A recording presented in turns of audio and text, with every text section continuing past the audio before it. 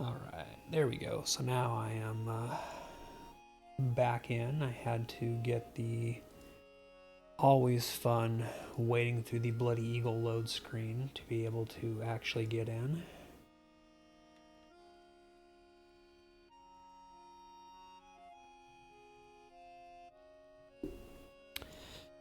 And let's see. Okay, so nobody really on. I'm gonna get out of the Bloody Eagle so that everything is not completely chunked. Because if you are looking for the game to play nicely, the Bloody Eagle is not the place to do it.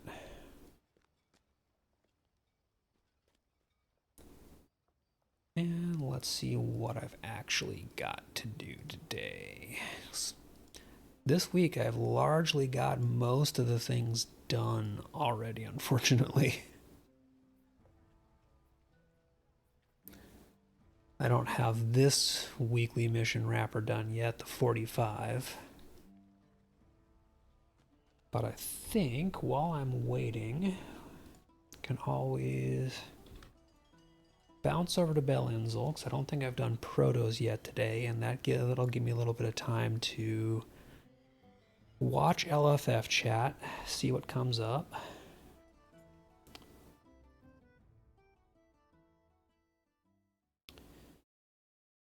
One other thing I actually need to do is I need to get this character another set of crafting tools. Probably just find a spare set of universal tools on one of my lobby alts and bring them in. Oh, nope, still got the crafting, or the task item carry-all. Well, that one's already done. Okay, have I done protos on him today? Nope, so that at least gives me something to do while I wait. And have I done... Okay, yep, so my only raid locks are some tier 1 and tier 2 dungeons, which means I can do the solos today. So that's not bad.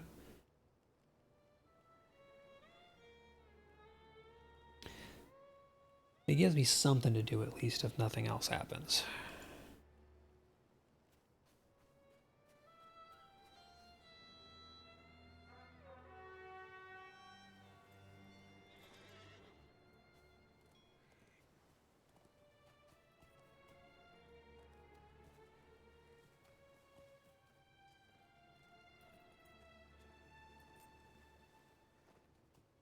And of course, knowing my luck, I'm going to get here and somebody will have just killed the salamander. And oh look, the salamander's not up. Shock and amazement. But I am in no hurry, so I can happily wait here.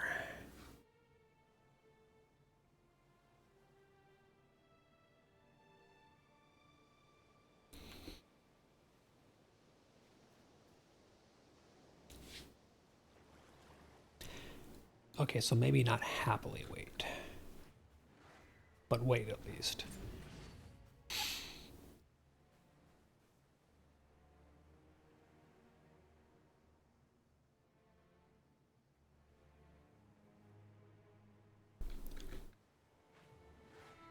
And that was not a bad wait.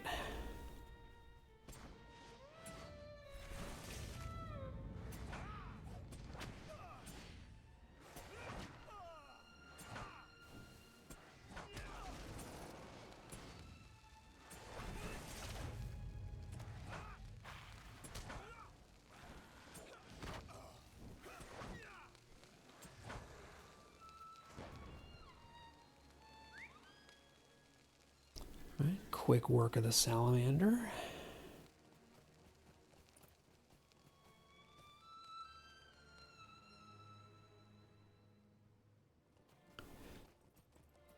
And it's nice that the carry-alls are at least working again, so we have that going for us, but at the same time, I kind of am less trusting of them, so I'm not carrying all of mine at the moment.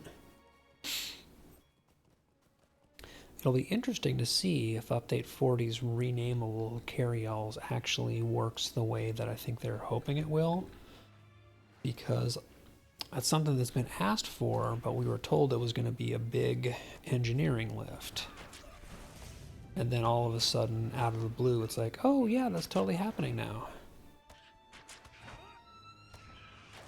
Like, really? Like, last we heard on this, it was going to be one of those things of, oh, we don't think we can do it. I don't know. Sometimes you stop asking questions. And if they can make it work without absolutely wrecking the performance of the game, then all the better. I would love to be able to more easily name the carryalls so that I can sort things.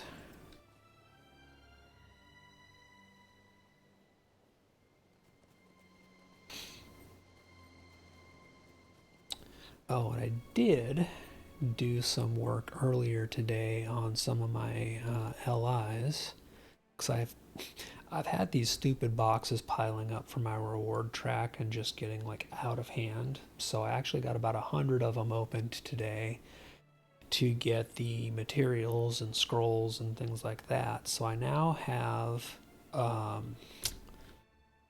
both of my red line and both of my tanking gear. I replaced my basic heraldry of the ox with heraldry of the stalwart ox. So that gives me the 2-piece tactical mitigation bonus, which is a 1.5% tactical mitigation on my red line, which again, always nice, makes up for the fact that I've been making him a little less tanky over time to try and squeeze out as much damage as I can, because I need it anytime I get to run red. And I've got a pair of those in my blue line set as well, which means that I now have the full 4-piece tactical mitigation to go along with the 2-piece physical mitigation.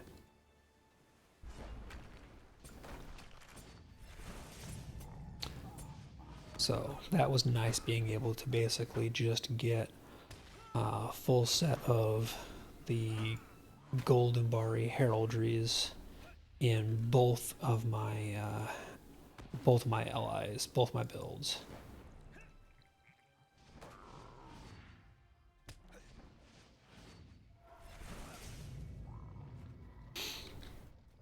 Okay, Proto Beast is down.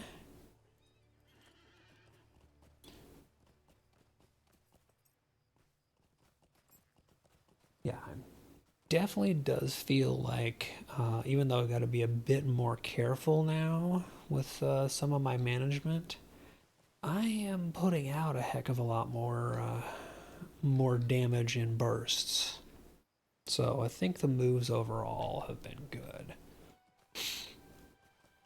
Starting to break up my my red line into being a little bit more damage focused and a little bit less just pure survival solo.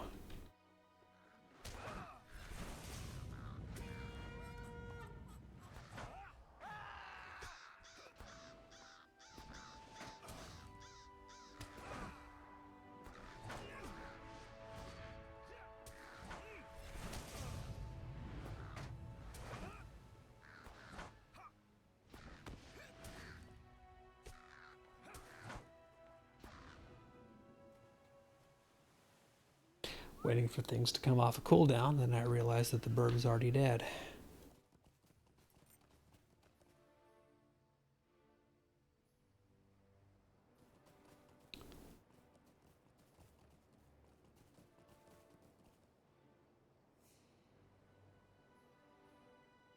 So LFF has been dead quiet tonight so far.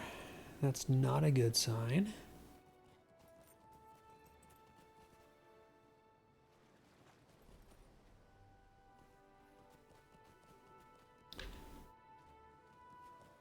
After I finish this last proto and turn these in, we'll see. Oh.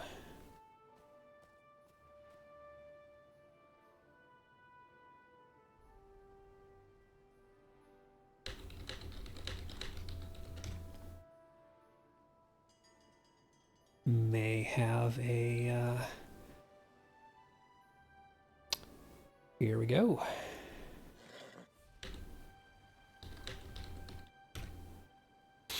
I get to do some DPS.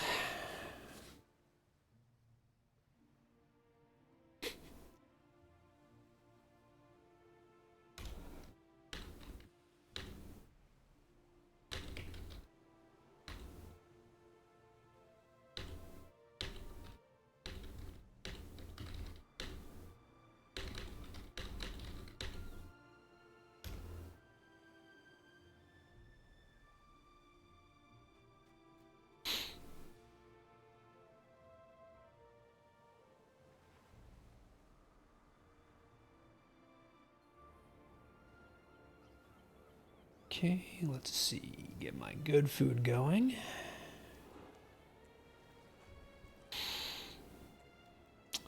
And I'll have to actually like properly pay attention here. Okay, so he's doing a meal. I will throw scrolls.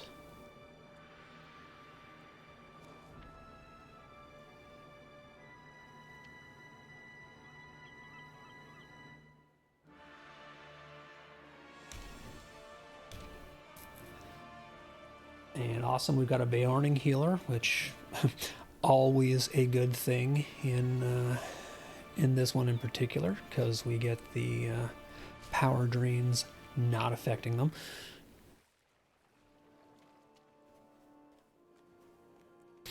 Man, this dude's got 10 million HP on this tier.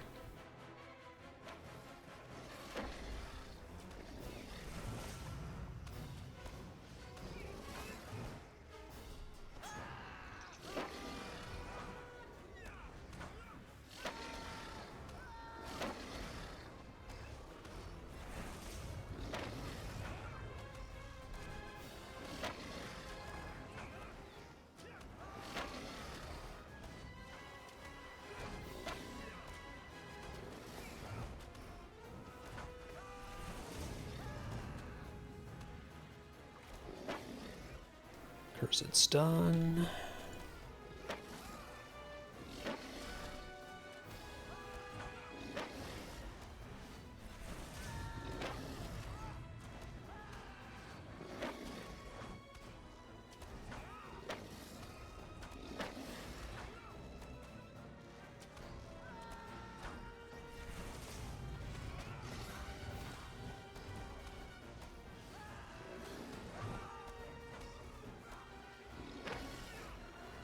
Oh, that stun hurts.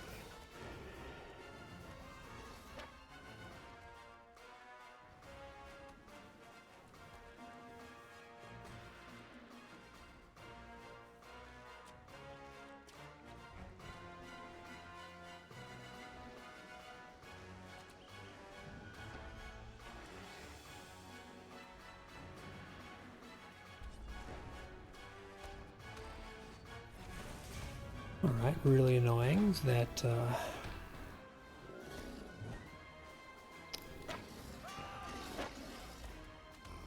my purge did not in fact clear the eye. I was kind of expecting that too, because it's supposed to, but whatever.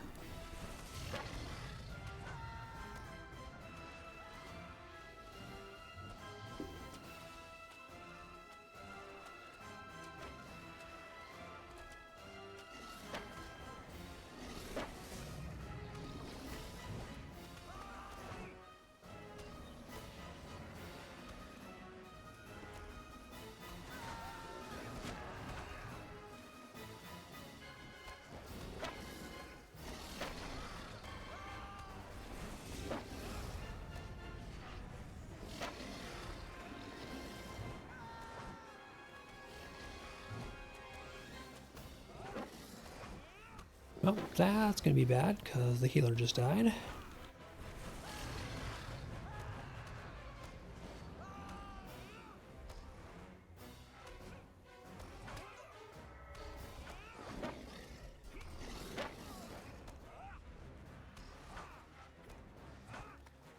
I want to get out of there so as not to get diseased.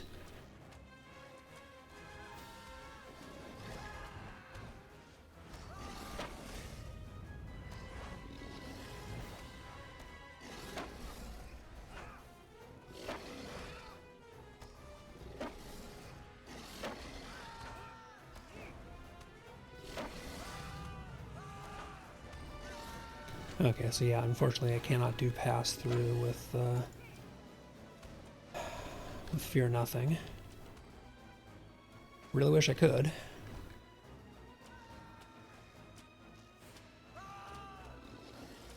And yeah, tank's about to go down. Which means I'm just gonna let him kill me. Because I cannot soul the last few million of that boss.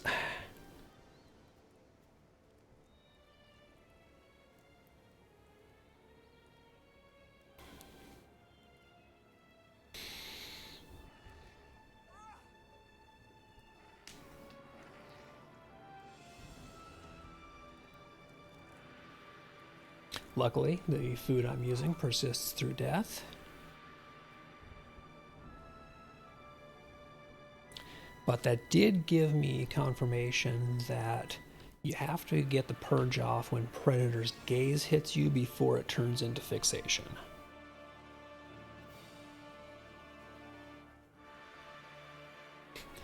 And Septic Cloud is still out. That's kind of rough.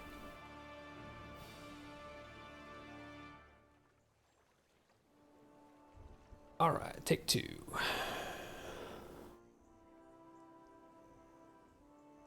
I wish I had scrolls to throw.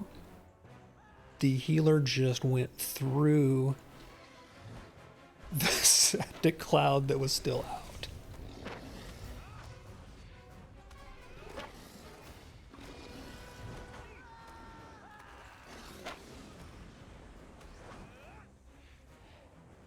And I am lagged to hell.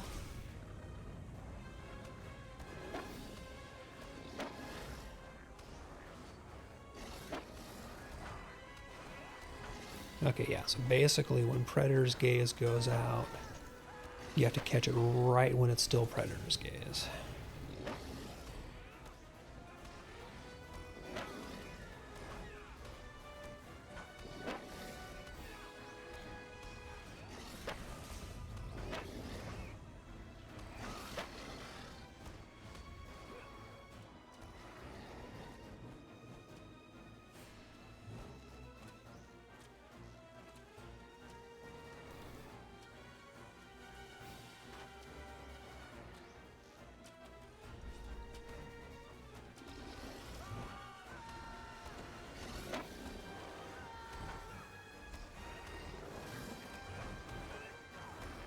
The tank is spending a lot of time with wounds and debuffs on him. I'm not crazy about that.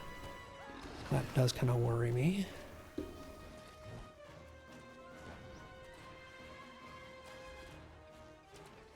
Did not see Septic Cloud go out there, so that is absolutely my bad. I had to burn Fear Nothing, and thankfully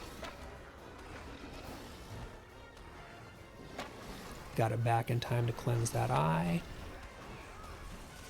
Which, once again, thank you Bloodborne for that particular trick and confirmation.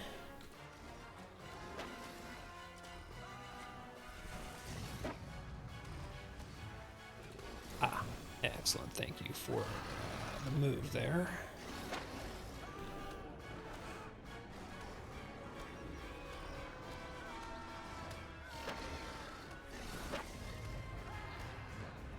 Oh, nope, that wasn't me.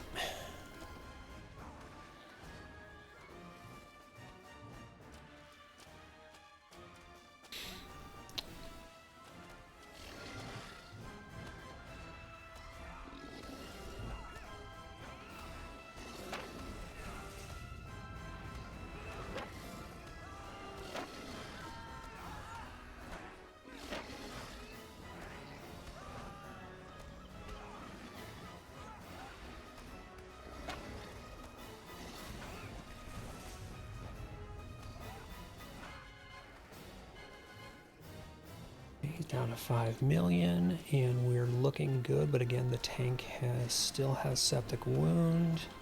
This just worries me a little bit.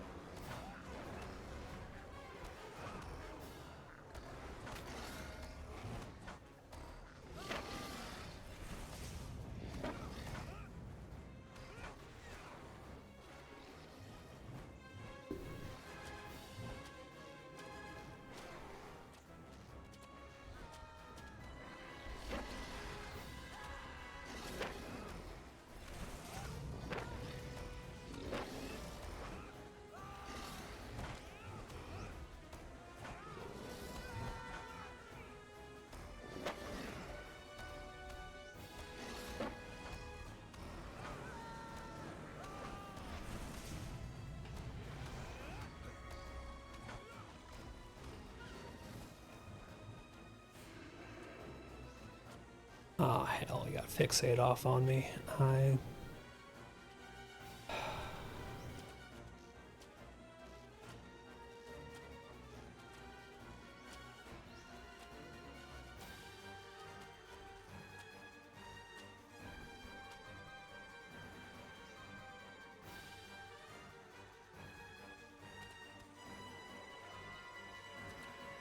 That was 100% my bad.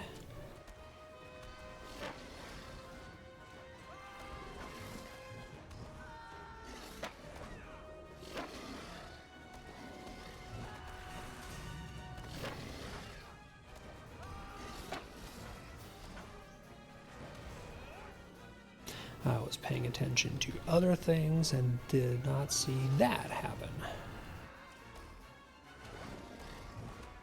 But that time I got it, so there's at least that.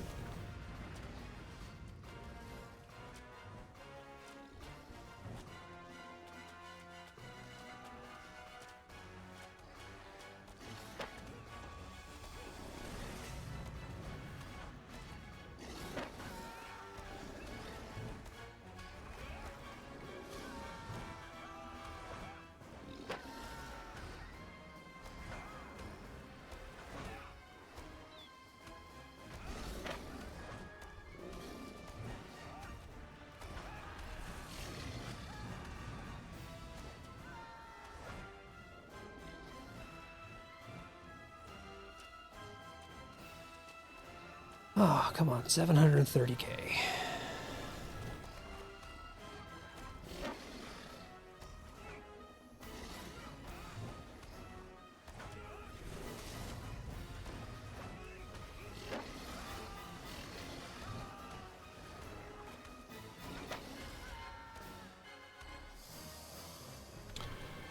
Whew.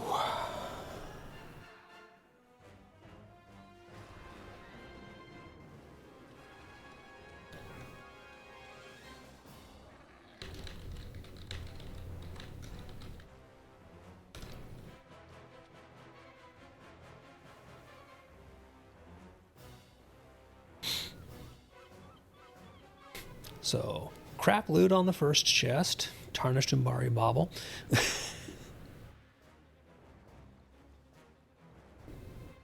But, could be worse. Got the boss down. So, that's kind of a big fuck, yeah? From here on out, it's going to be actually significantly easier. Which I know it sounds funny.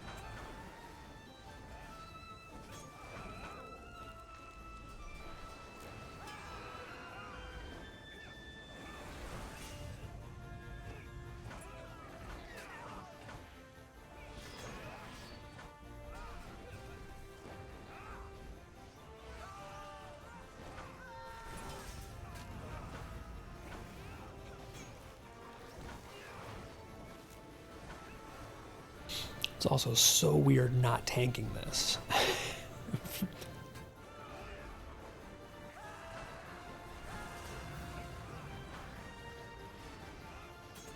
I'm trying to keep Blade Wall up at least as often as I can, because again, it gives all of us that physical damage bonus, that 5% mitigation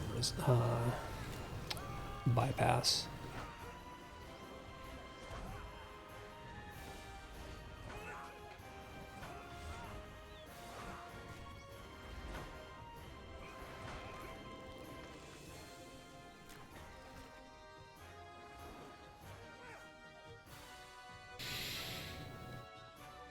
Given the fact that we have a Guardian here, me on Champ, and then a Beorning who's also going to be doing physical damage periodically. Even though it's not my best skill, I still do okay damage with it.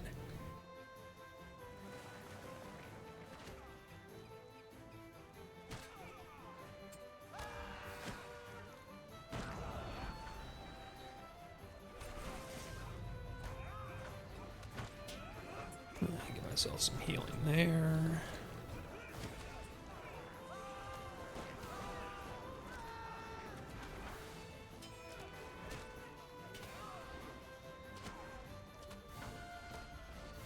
This is honestly one of my least favorite sets of trash, or the stuff like this.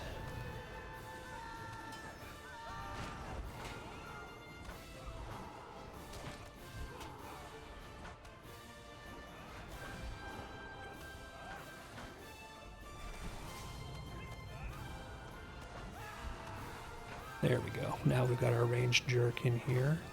It's gonna be good.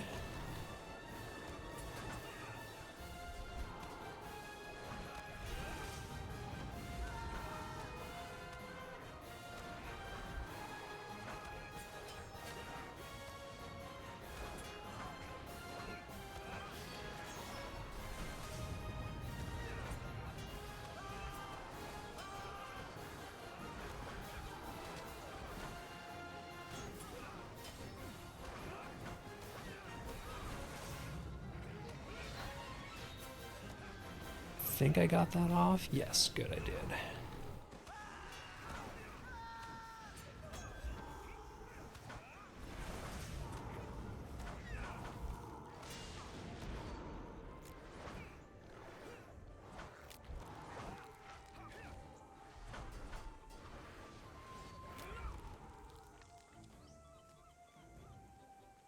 Whew.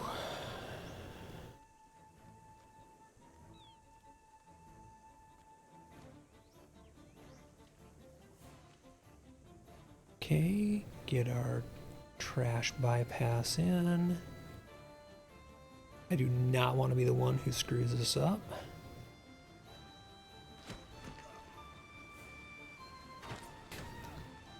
And the tank was a little close.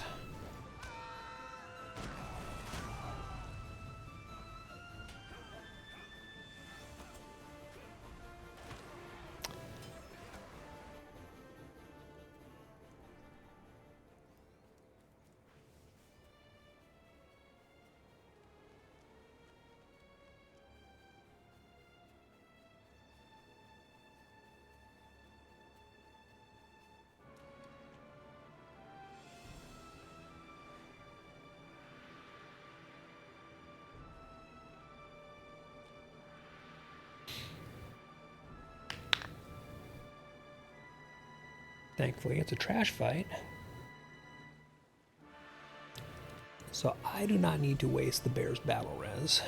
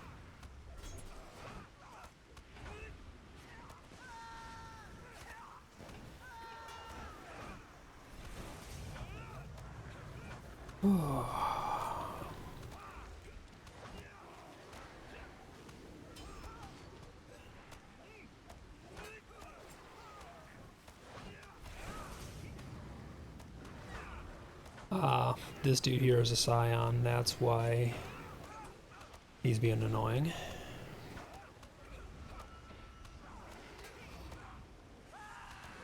That's something I keep forgetting I've got to watch out for on these, are which ones we get are Scions.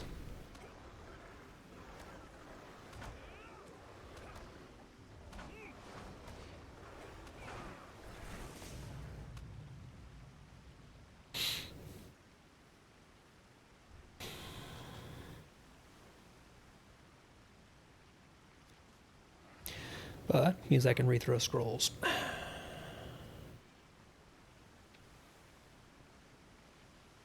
Okay, and now we get this trash pack. Oh, we got 2 Scions in this. That is not so hot.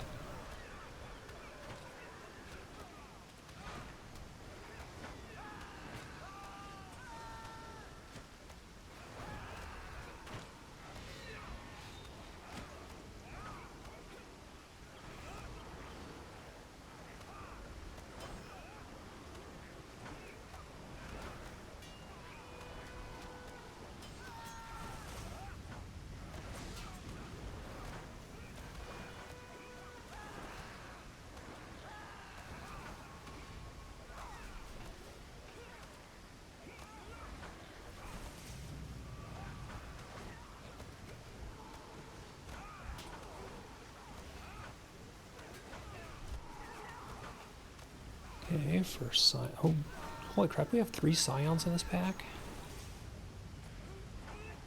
No, okay, I think it was just the one. They were simply making the others more powerful with their aura. Okay, that's better.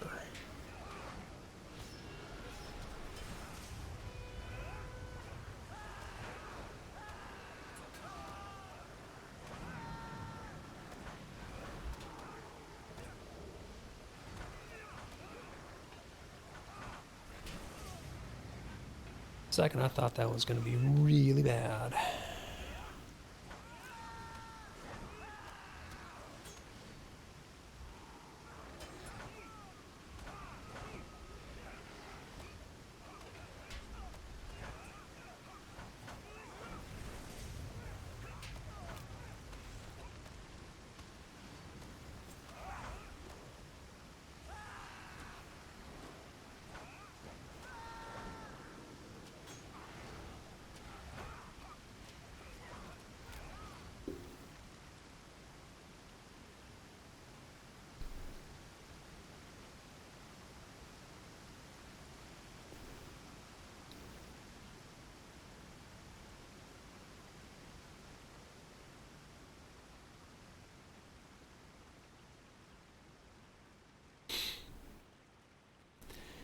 My hope is that these two aren't in voice chat just talking about what a dumbass I am.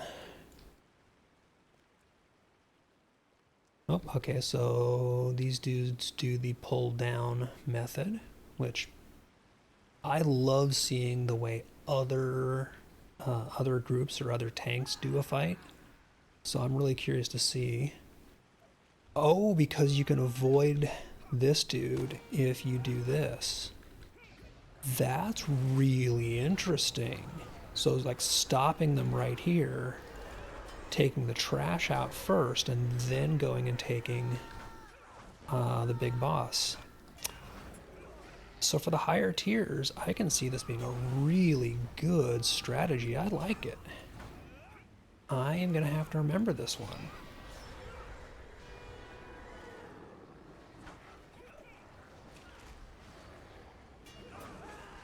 Again, love learning things. I really thought I had that buff off, but apparently not.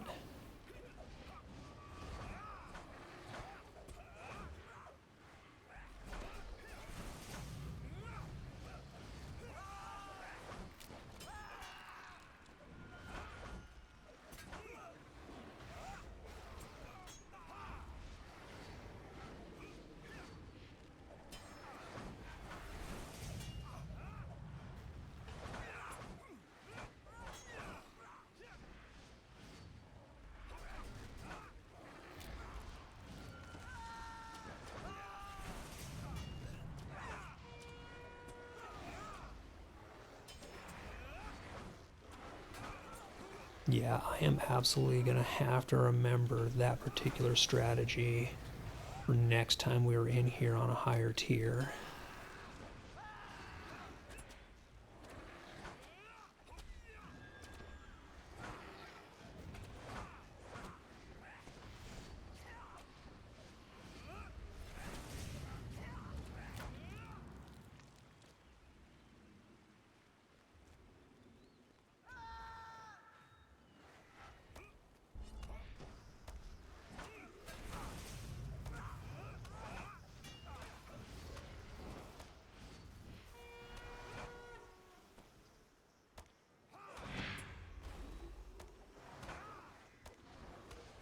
I mean, hey, if they're going to do a fellowship maneuver, I am absolutely going to do a fellowship maneuver with them. Like, I am all for that being a thing again. It's just as long as people do it. Oop. I've apparently pulled aggro.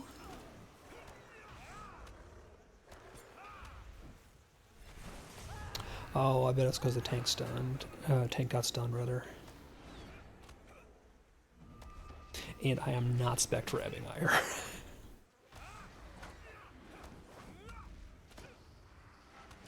Because just no.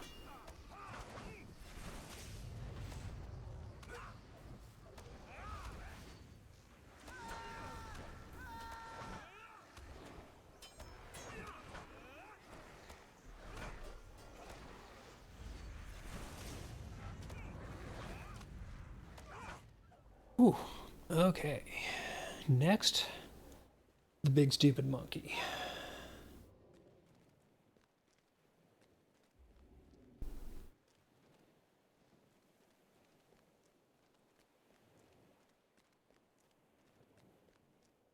Okay, food is up. I'm just going to follow these guys because, again, they're the same kin, so I'm going on the assumption that they're probably in voice chat with each other and coordinating. So if they've got a strat, I am going to do this as close as I can figure to however it is they're doing it. Because I don't want to be the one mucking up their plan.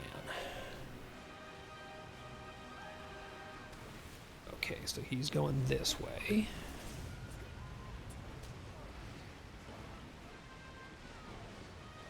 Alright, I do not... Bear, please stop standing where I'm standing. I don't want to get the whole two of us with one keg thing.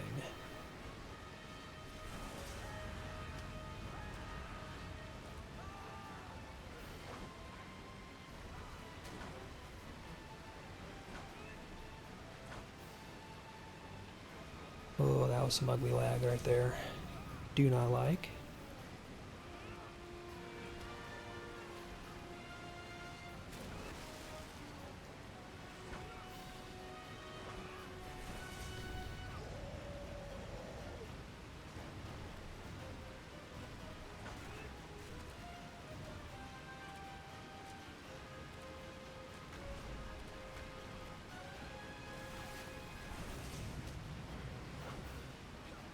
Alright, keep him softened up.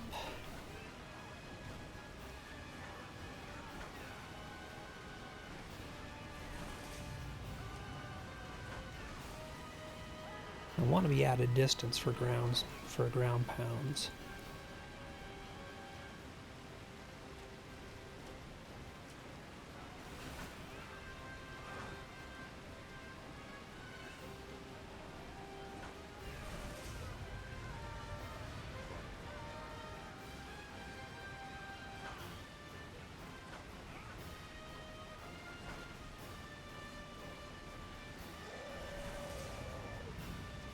Like that. I do not want to get caught in a tier 5 ground pound, you know?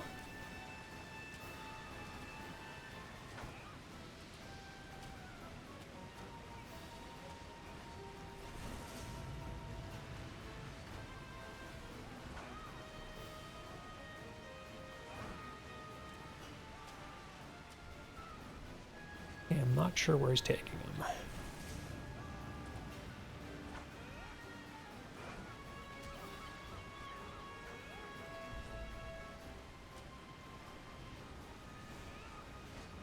Might just be getting caught in some of this lag.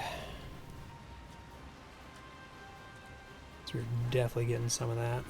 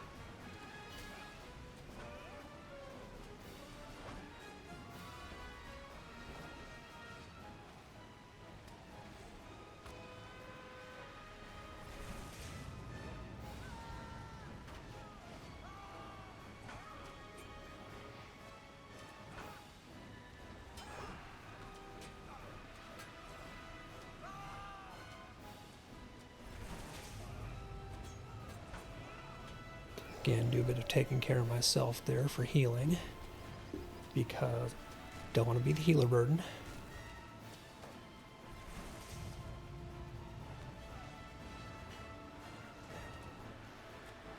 Where the heck? Oh, he was barreling the tank. That's what it was.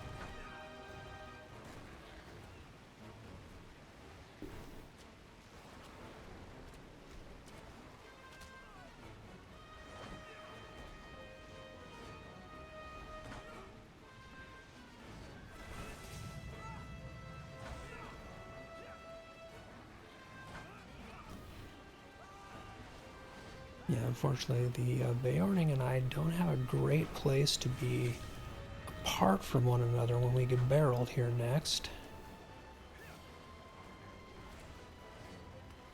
Right, so there's our ghost. Okay, cool, cool, cool.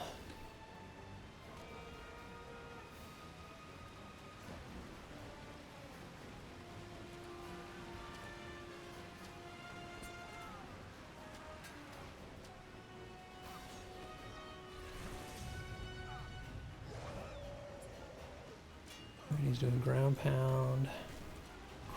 Craptastic.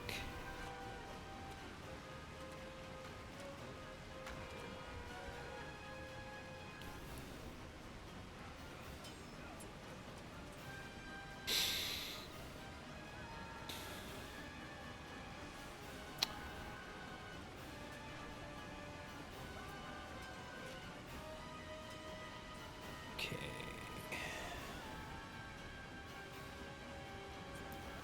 Hopefully the Beorning has battle res. He hasn't used it yet.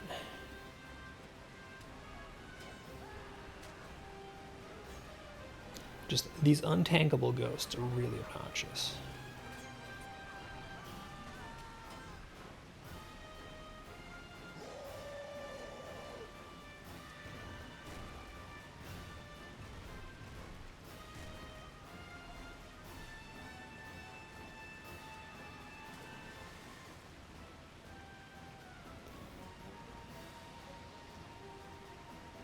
Oh, tank got really close there from that knockback. Beorning's got to do some catch-up healing, and the tank went down.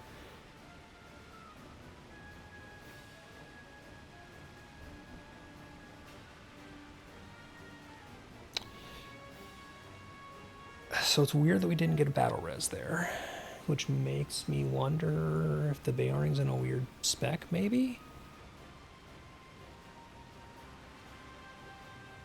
Because it couldn't have been on cooldown. We haven't had a battle res used yet.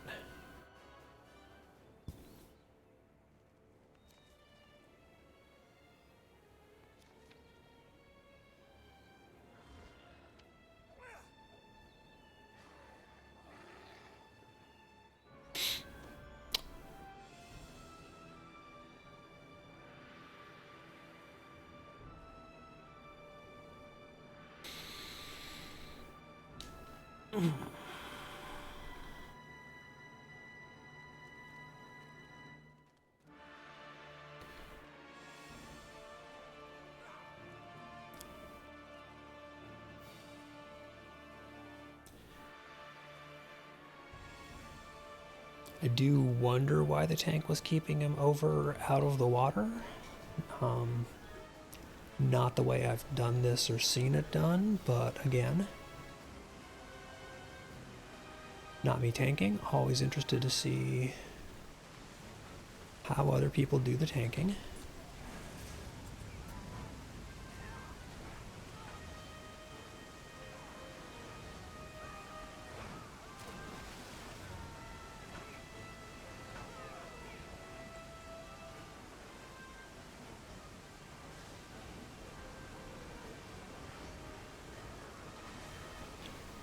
Second, I was not sure what was going on there, but the tank just lost him. And we're lagged.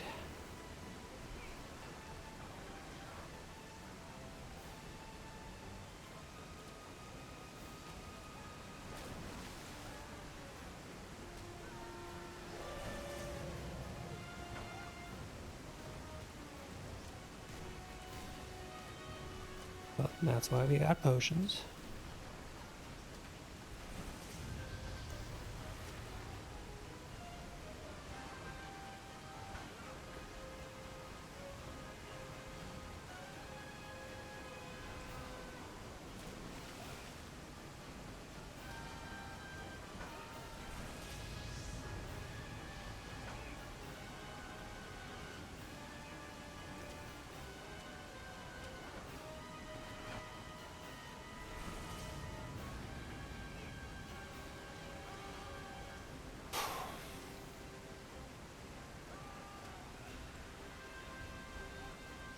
There's a battle res. Into a ground pound, of course.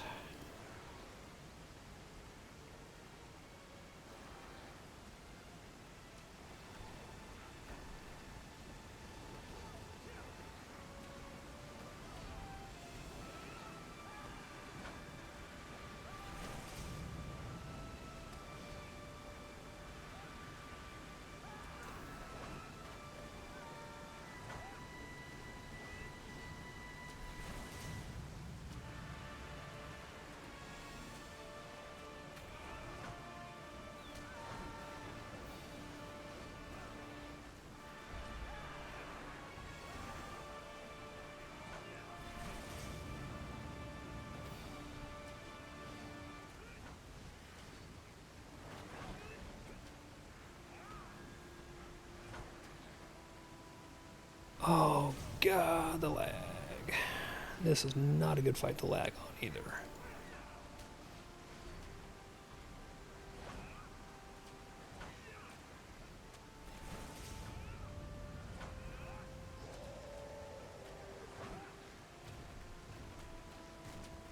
Tank ran right into ground pound too.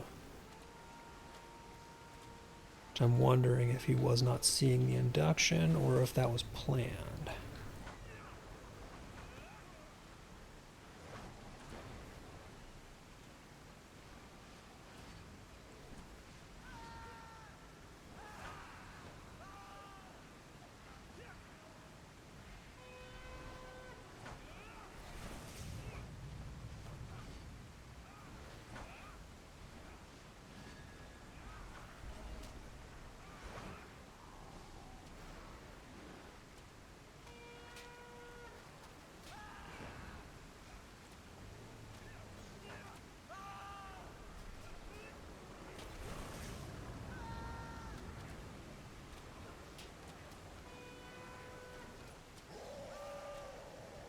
Ground pound going out.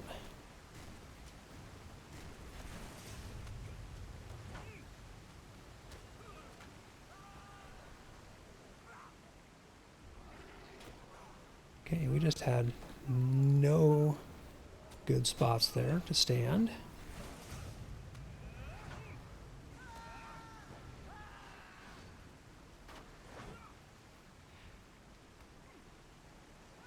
Which is likely why the tank is moving him, which is awesome.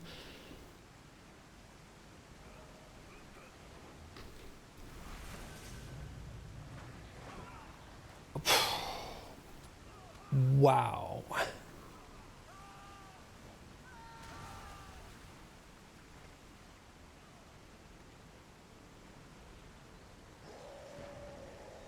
Oh, and right into a ground pound.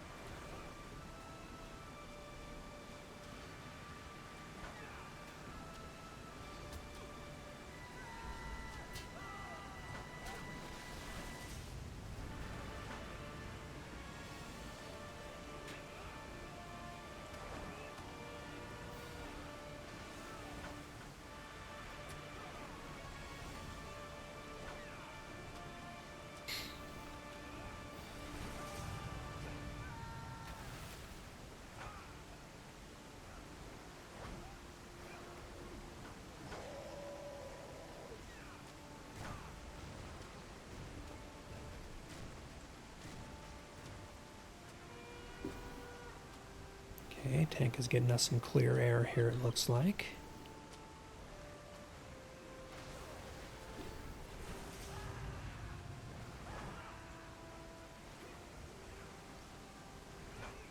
Just trying to figure out where they're going so that I can be... Okay, the...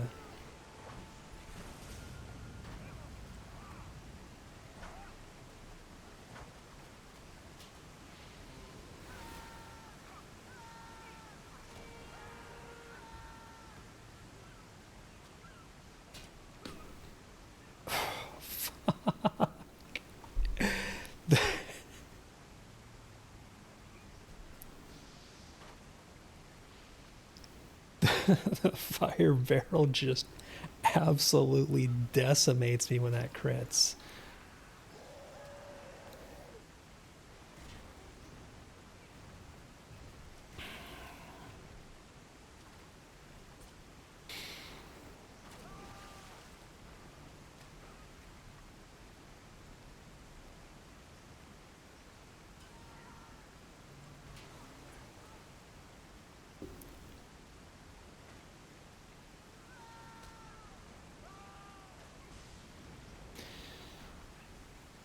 Yeah, because I had Vengeful Mariners on me, and then the fire barrel. Basically, it was just an immediate 1-2.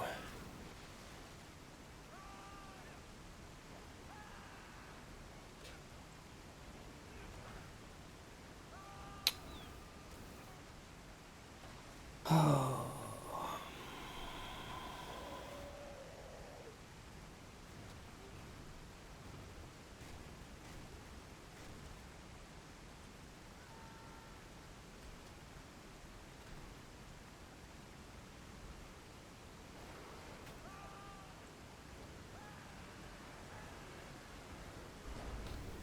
I'm trying to figure out where he's putting him.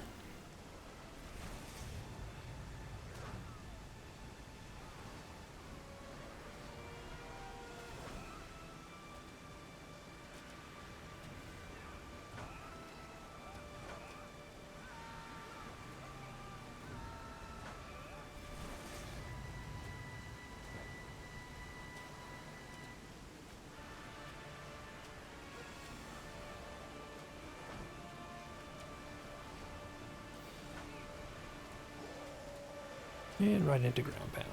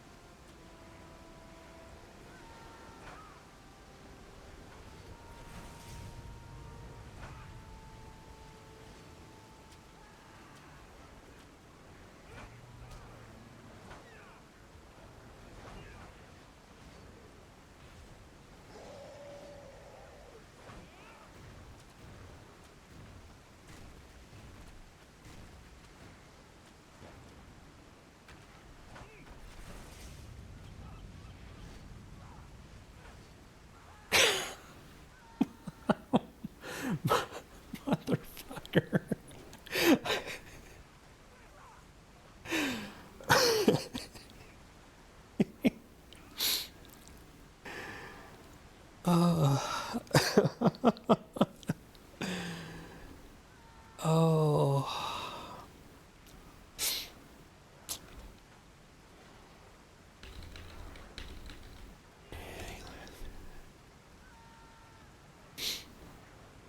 At a certain point in time, you just have to laugh.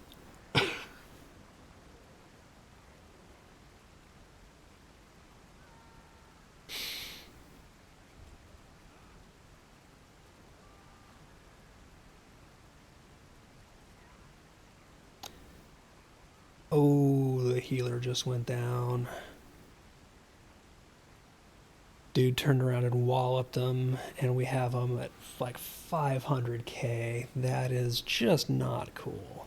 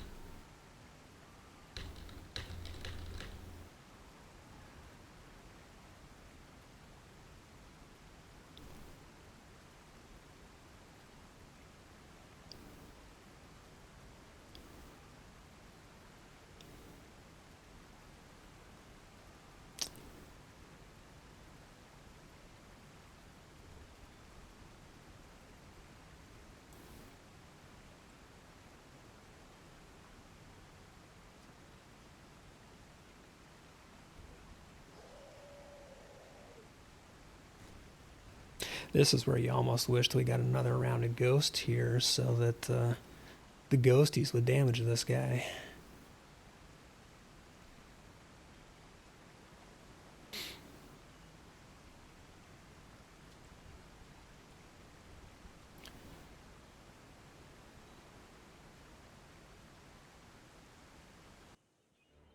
Okay, I'm going to swap in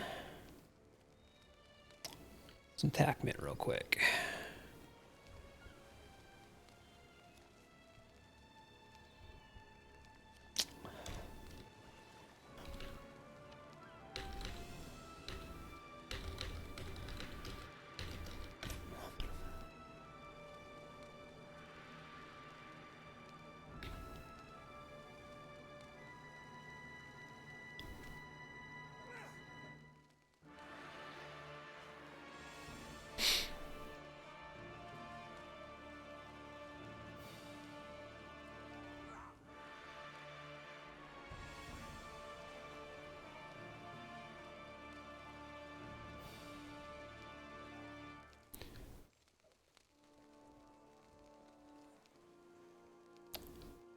Actually, come to think of it, where is...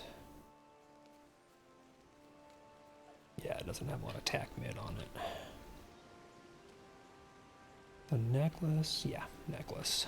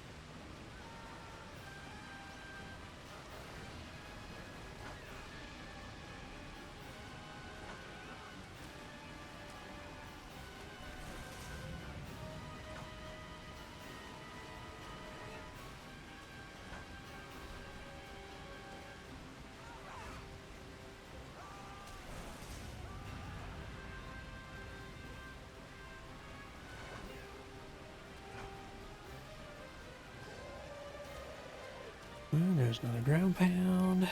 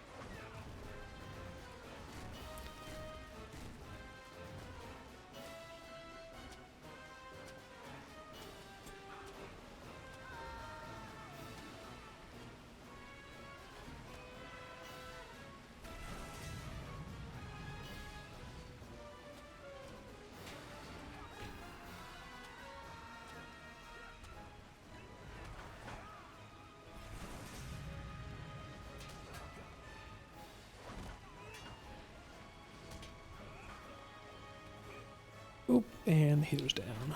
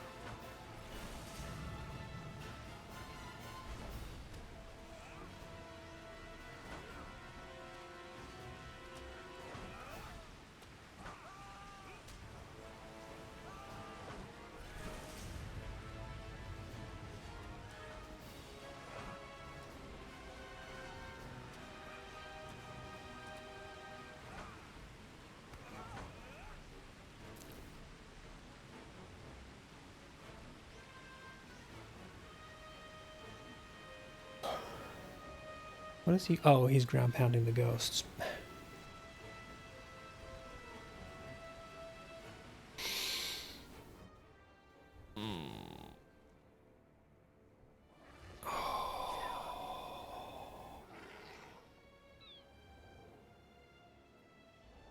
I do scrolls, but they're on cooldown.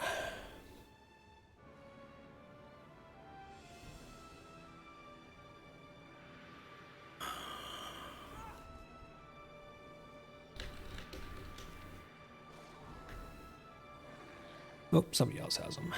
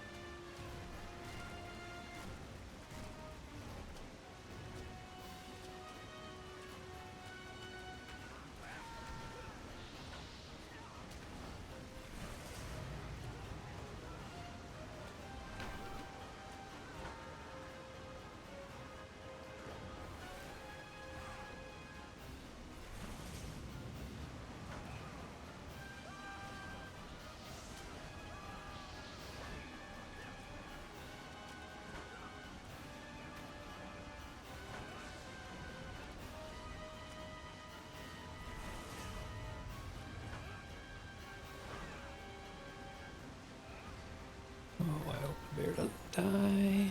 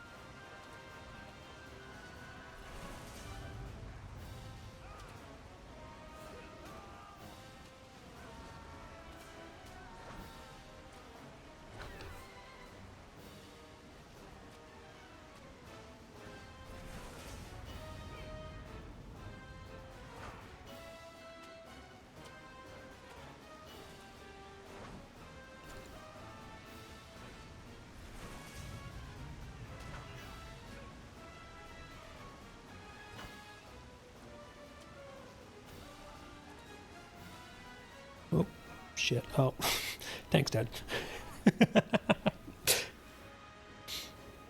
I was wondering why I suddenly had aggro.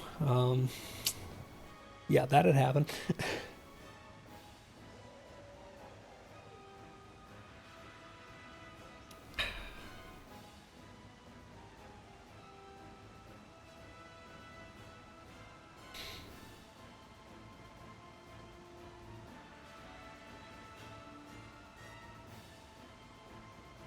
And of course, we have to wait for this fight to finish before we can retreat. I've got to wait this whole time while Ape and these guys fight.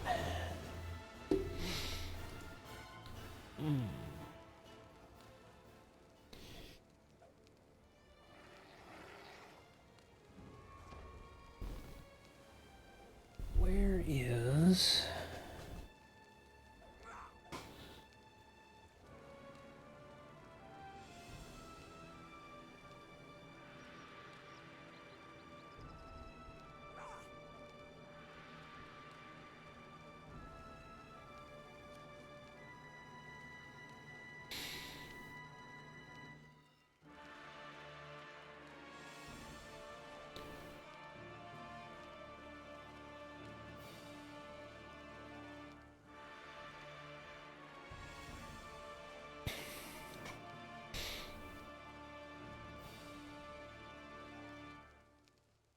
It is so weird to see a really well-geared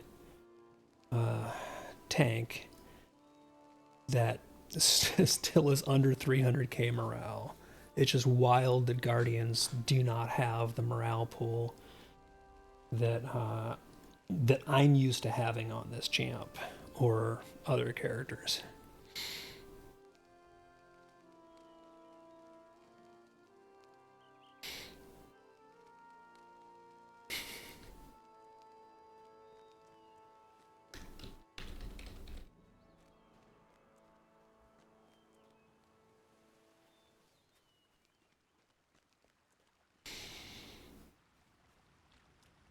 Hopefully this isn't like them getting frustrated with me, because other than some like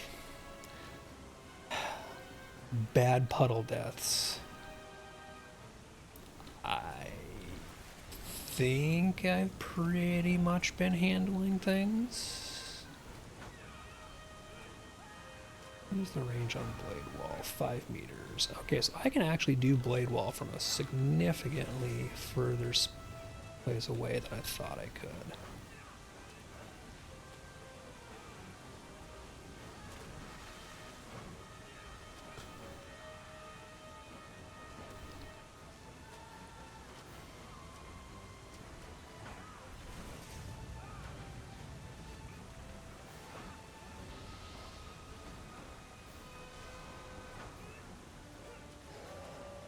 And there's ground pound, of course.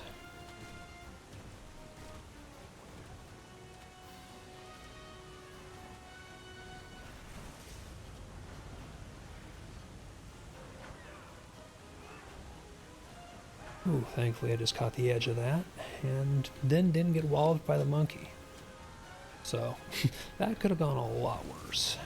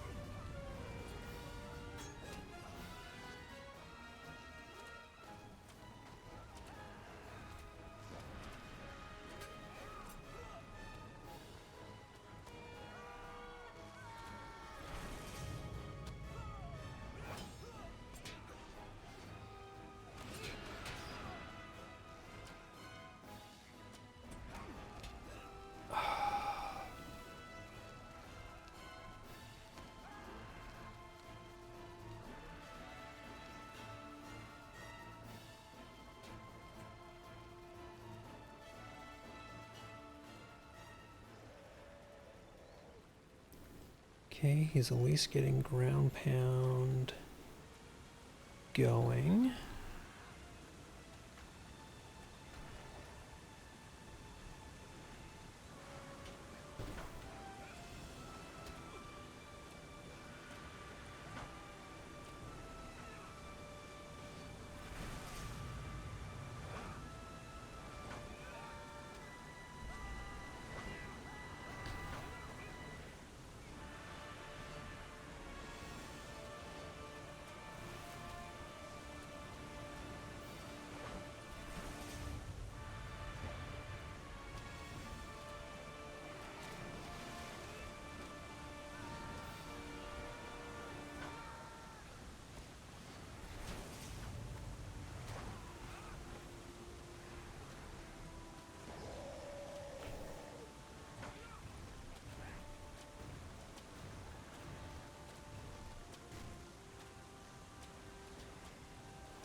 Okay, ground pound is down. Jerks are down.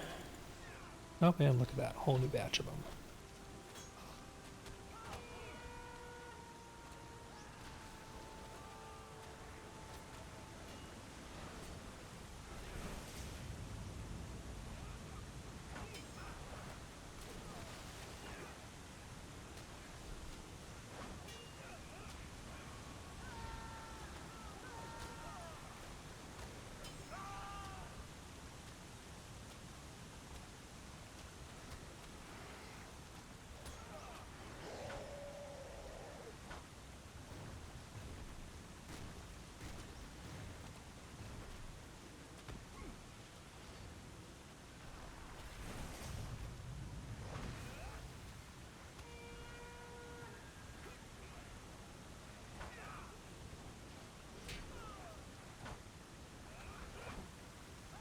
Come on, monkey, I need you to turn around and take this guy off.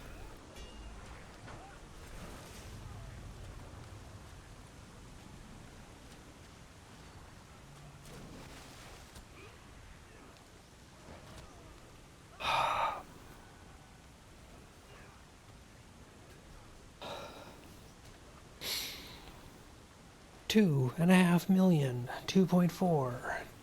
Gah.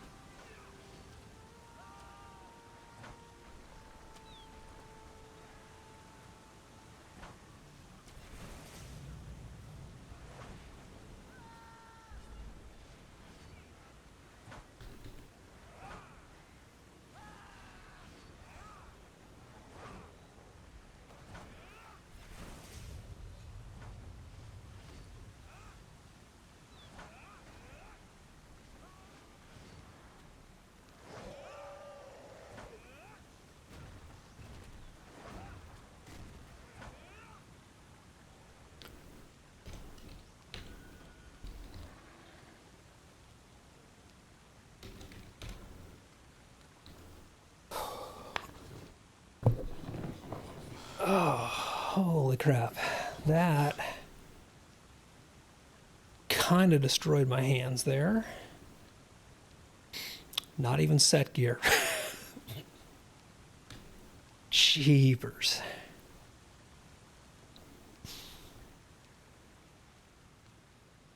Okay, so I'm going to put back on my DPS stuff.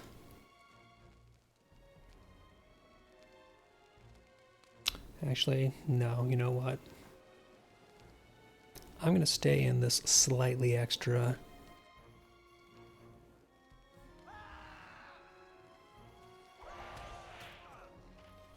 mitigation setup.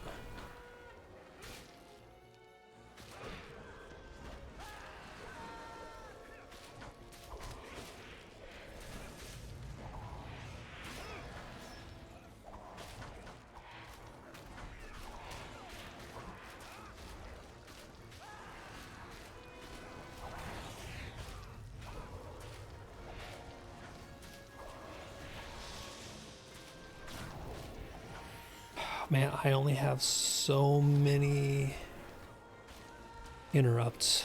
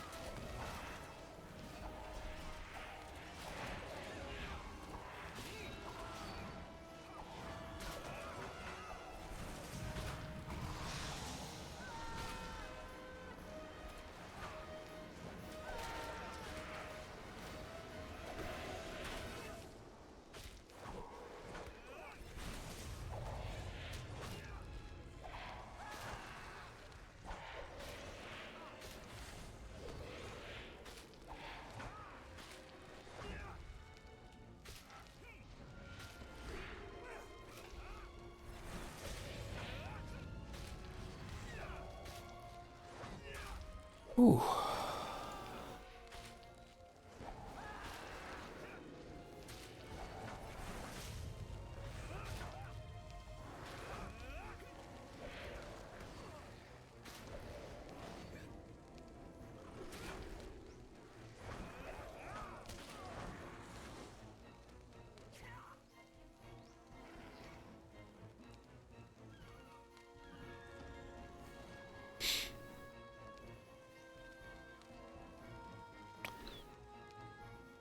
No Scion, no Scion, no Scion. So we have 3 normals.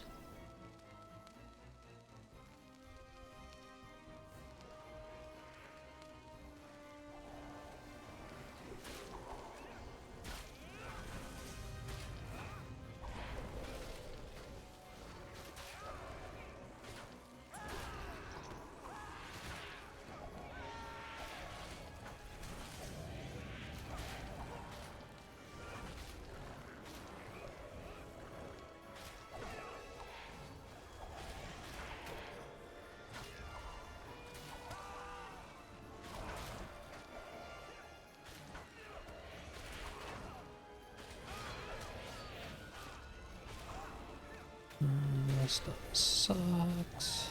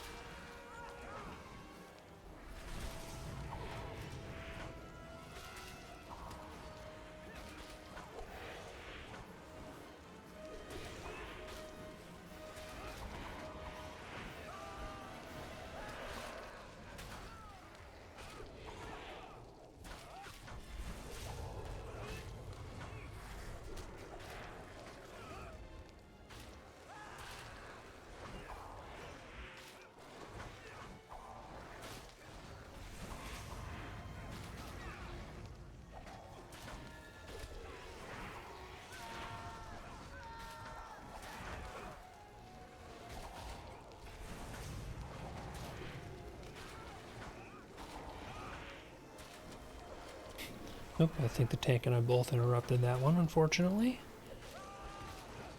I mean, it's good they got interrupted, but we both blew our cooldowns, you know? Ooh.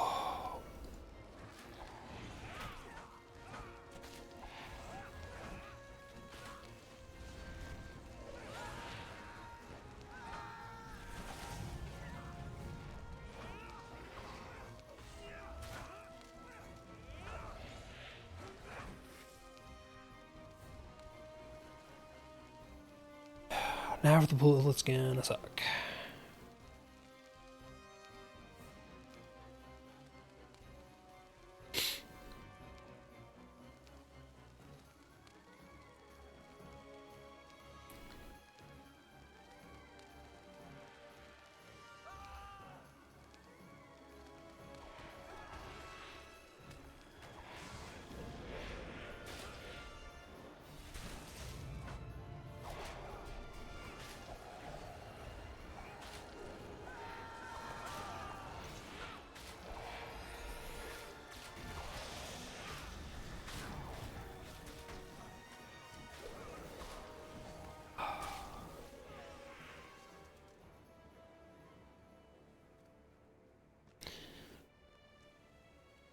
Nope.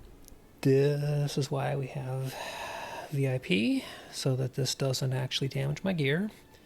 And it's also why I got sprint traded. Hey, what's up, Cass? Yeah, this is one where I am... Man, this is a fucking slog, dude. Knock on wood, we're almost to... There we go, sprints up. We are on the last trash pull before the... Come on, I am this far away. How am I still getting nailed? Actually, tier 5. This is a pickup group. And I am in as DPS champ.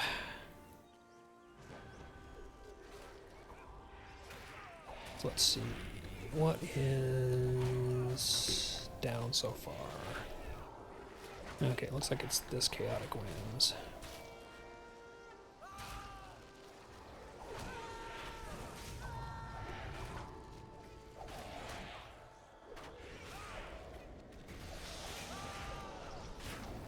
So unfortunately, I am a little bit quiet at the moment because I am kind of concentrating.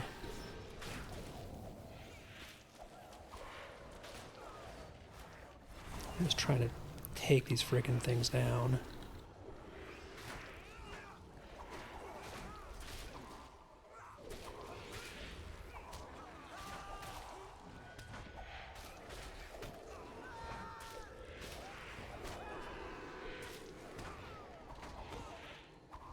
That was the worst time stun in the world.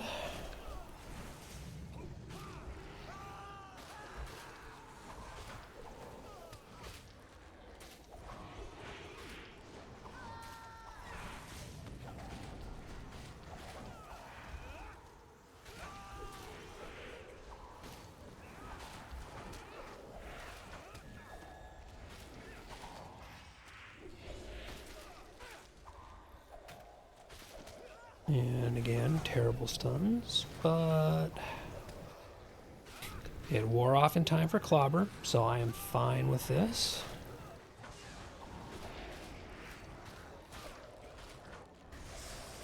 I think I got that stun off in time.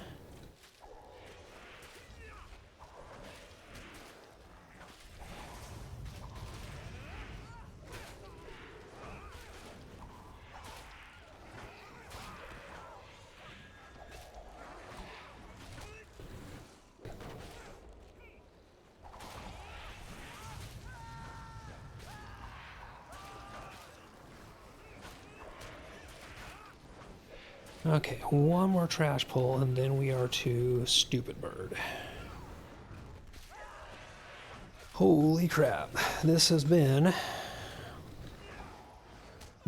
stressful.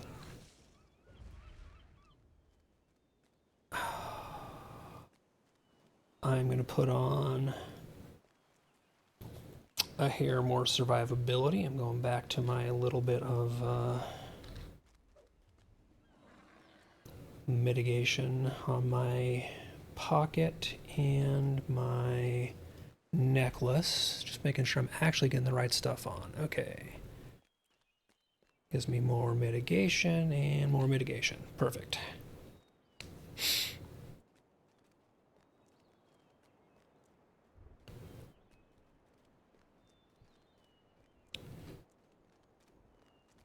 Still doesn't drop my crit too badly.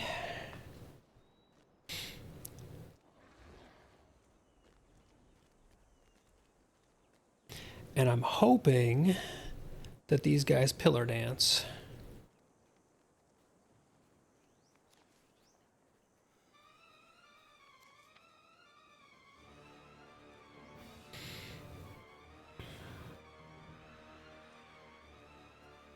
But we'll see.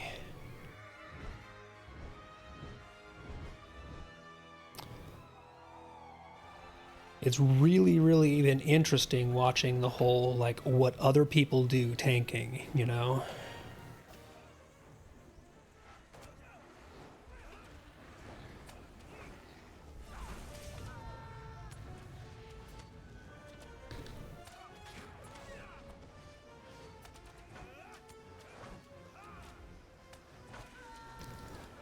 Because I know where I'd be for a lot of these things.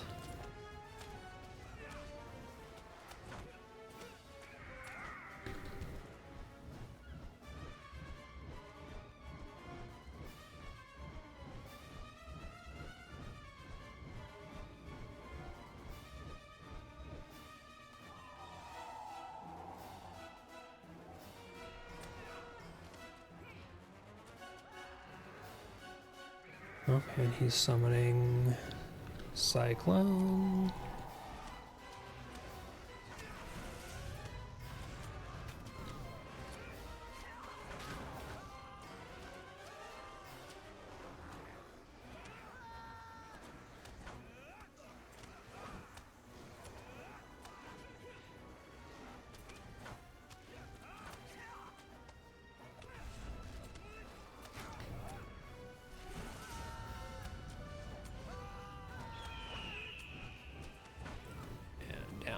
is out.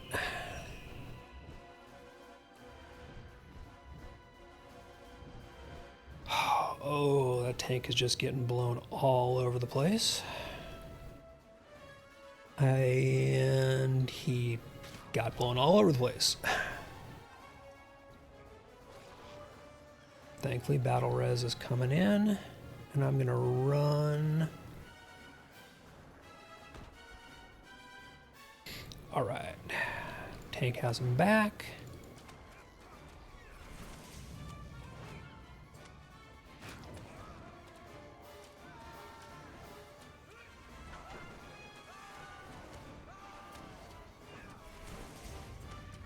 Deadly Cyclone is coming in.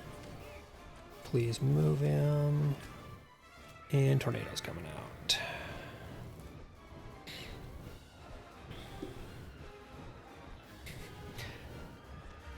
Ooh, the range on that Tornado.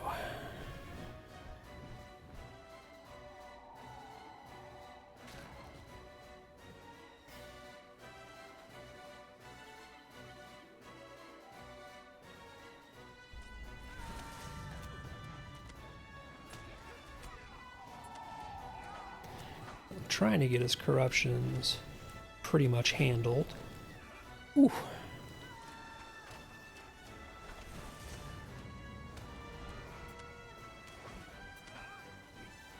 But we're also getting a bit of lag in here.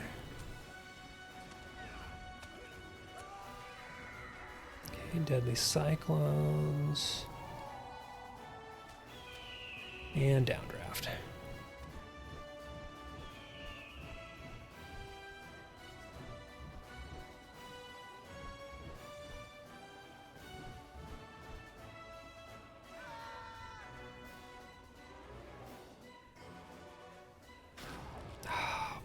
Fuck beans.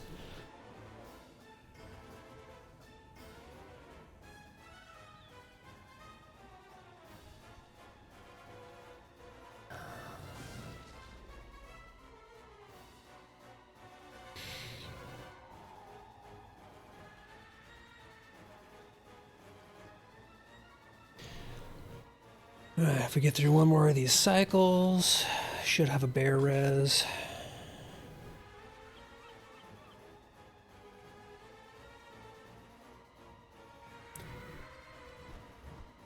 So what got me there was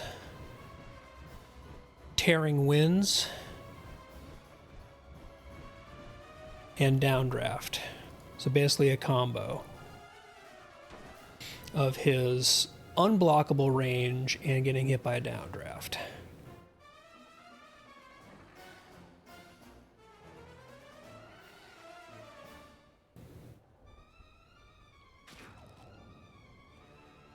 So he's got that attack where he can basically just bounce you back, and that more or less, you know, kind of like it's chipping away at the bear for.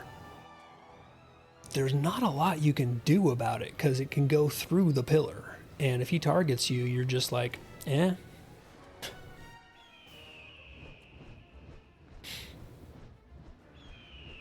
All right, so he's doing downdrafts.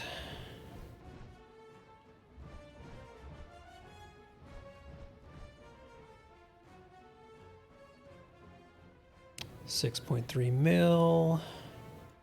That I think is a bear. I think that's a bear res. Yep.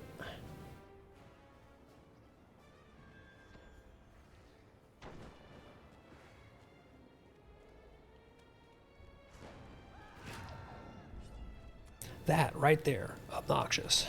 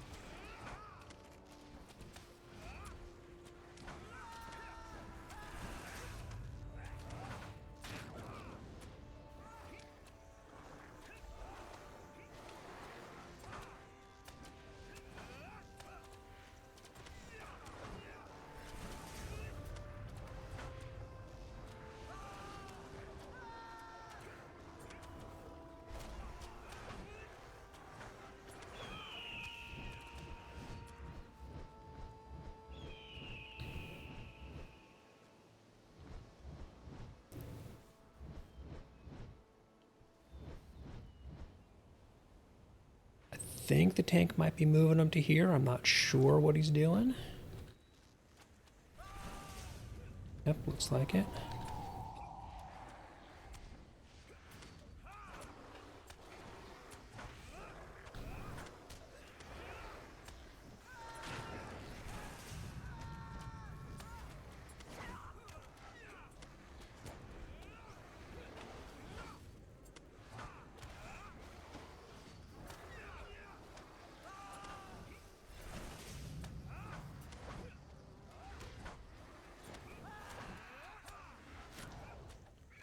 Tornado going out.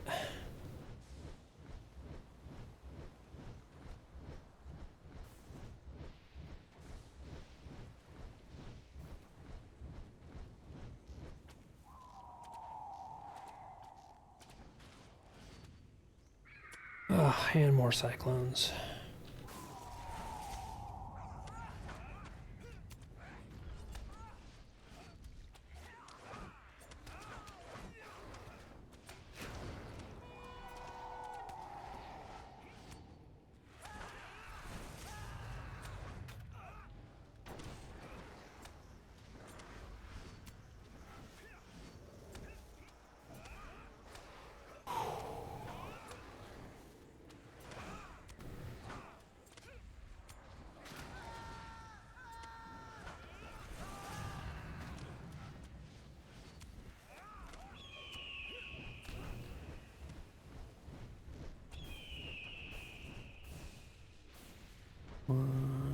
One more.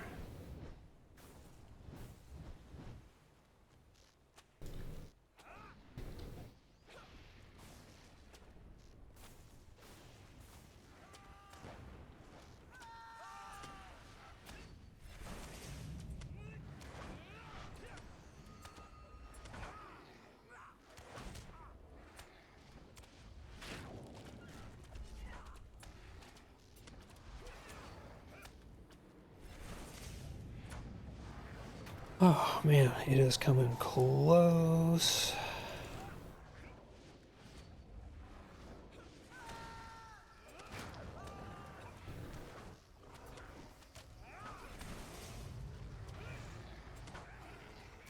Oh, and of course a tornado.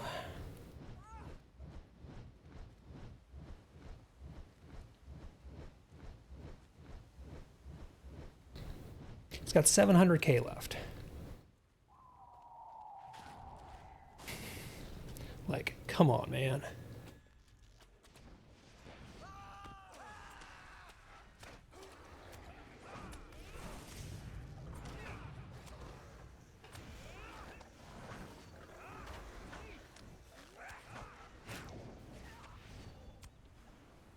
Whew.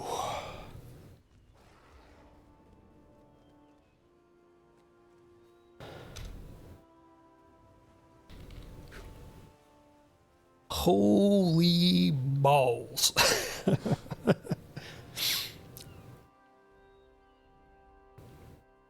So let's see. Earring is the...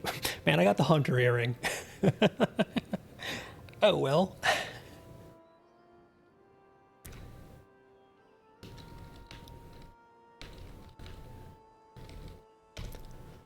So the real question is, does this crew still want to run streets afterwards? Because they were talking about doing both. But this took a little bit longer than I think anybody was anticipating.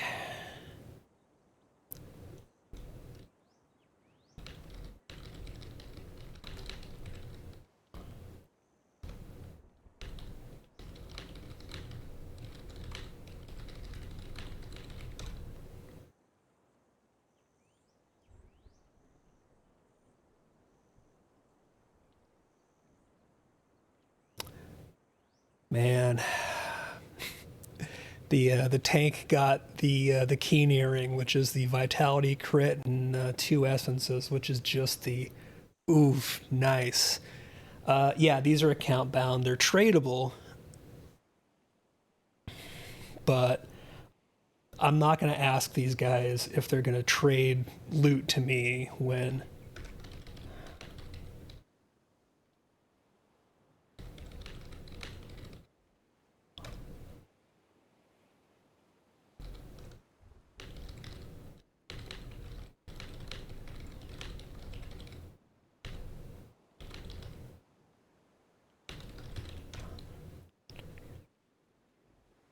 I yeah, they're only tradable within the fellowship, and again, like I'm not gonna gonna do the whole thing of like, oh hey, and by the way, that's a really nice earring you got there, man.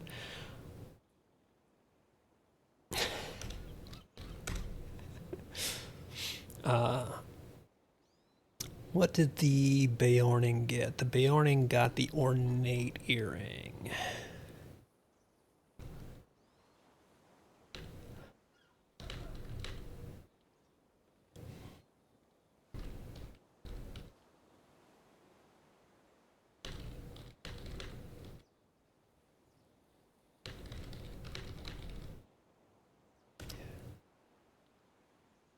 So he got vitality, crit, finesse, and fate. That's kind of crap.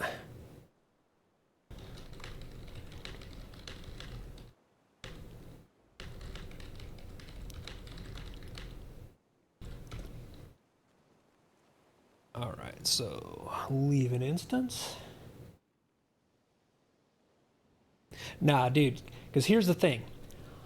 I run these a lot, so I have a higher chance of just picking those things up over time. So that's absolutely no big deal. I have many more shots at getting these things just by virtue of the fact that I'm out here like trying to grab stuff constantly.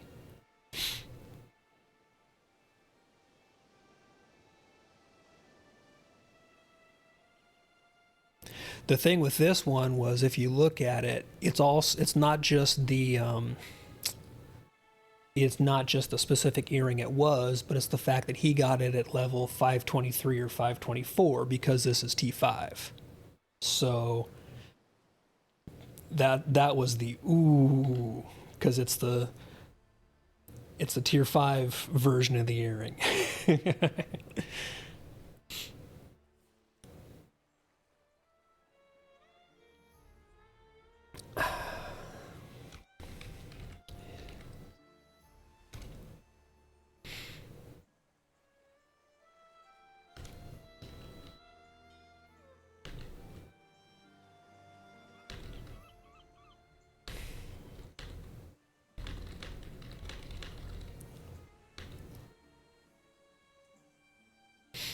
I'm waiting to see if these guys fire up a streets tier. Yeah, yeah, exactly. 521 is what comes from those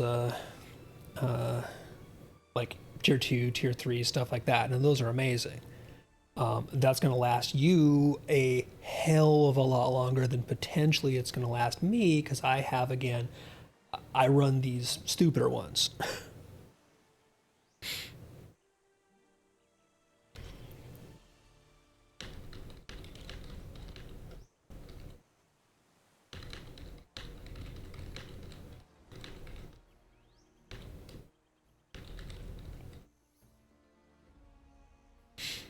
Okay, let's see. Do I have all of my? Nope. I need the tree here.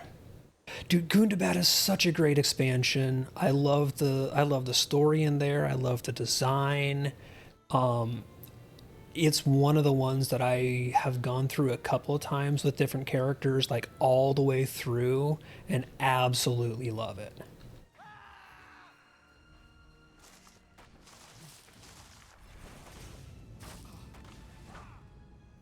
So I I like that you're digging it too because Gundabad of the like core story stuff, I think honestly might be one of my favorites that I've done. And the design in there is just so cool. It's like Moria plus, you know.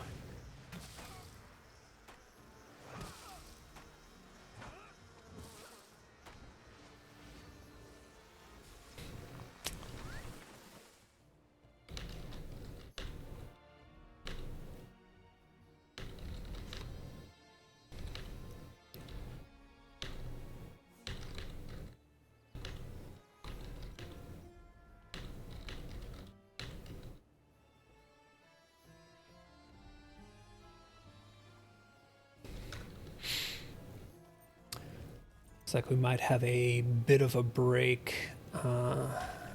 hopefully we're going to do Streets Tier 5 as well. That was the original plan. I'm just hoping that this run didn't last long enough that the group calls a stop, you know? Which would be perfectly understandable, frankly.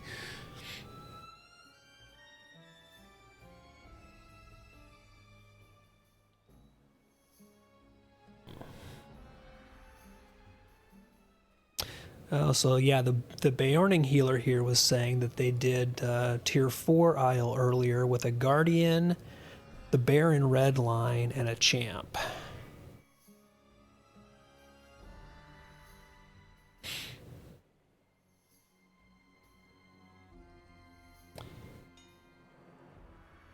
Oh, and it sounds like some of their kin, because I'm running it with a couple of guys from Brethren.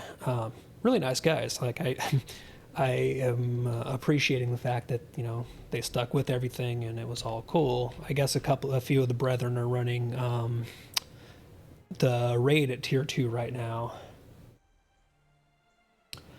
The Protos, you come to this island here, you come to Bel Inzel, and you can get here from Howrax. So if you go to Howrax and the Shield Isles, there's a boat that will take you to Bel Inzel here.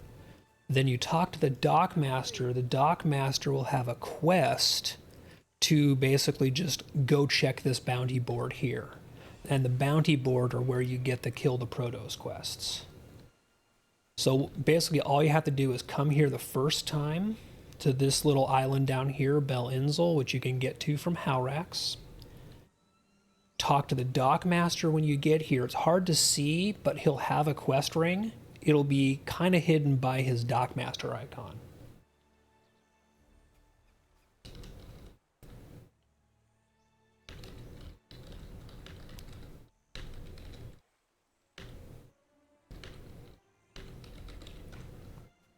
And then once you do that, you'll be able to come get the 5 per day from the bounty board here. And then when you turn them in, each one gives you some sundry goodies and your choice of one of these various things. And I need to make some inventory space badly before I keep doing any more of this. So, let's see, tomes, you get that, and the rep cookie, and the rep accelerator. Do I have anything else I can stash right now? Okay, here we go. That, and that's there. I have been burning my inventory up.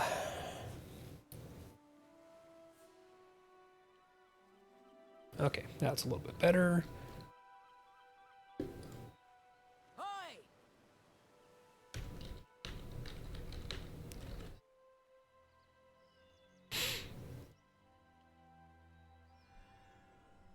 Greetings, kind traveler.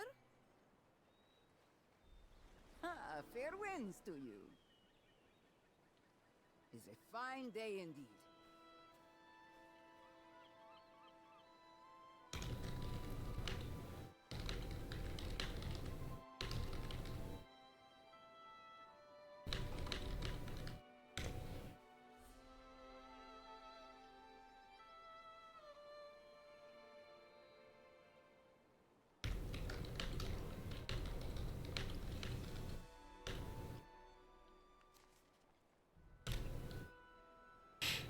Okay, let me put my DPS stuff back on, because they're just talking about what tier we want to run streets on.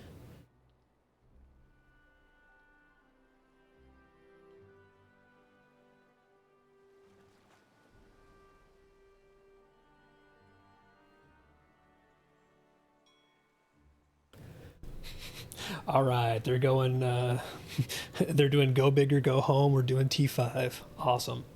Yes, I do have different LI weapons for each of my specs, and because I don't really run a yellow build right now, it's primarily a switch back and forth between my blue line stuff and my red line stuff. Okay, so let me toss out scrolls and tokens. Final attempt to deliver this substance to his master. We will not fail. We cannot. Kashyap must be stopped now. But yeah, I have a yellow line LI weapon and a red line LI weapon, even though I don't use my yellow line for anything right now. And for blue line, I have a completely separate blue line LI sword and blue line LI rune.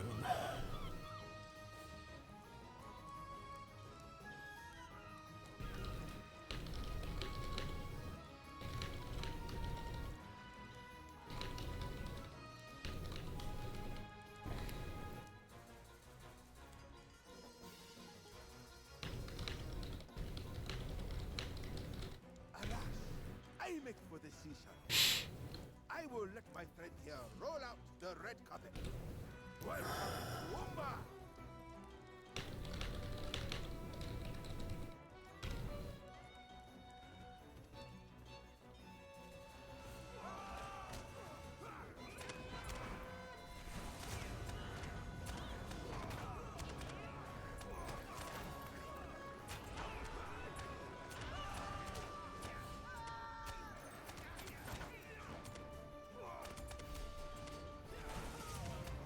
It is so strange not being the one tanking in here.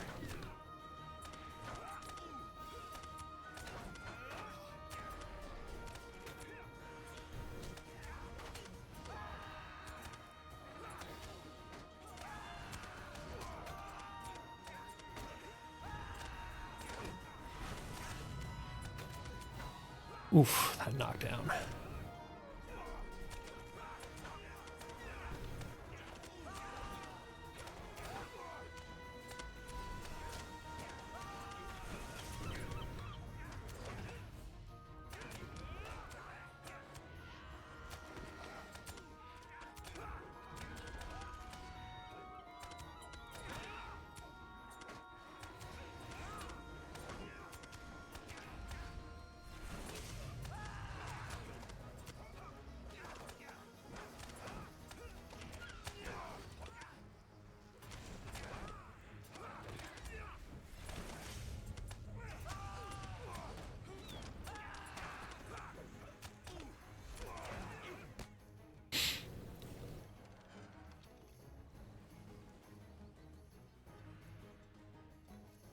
Ah, your persistence is aggravating.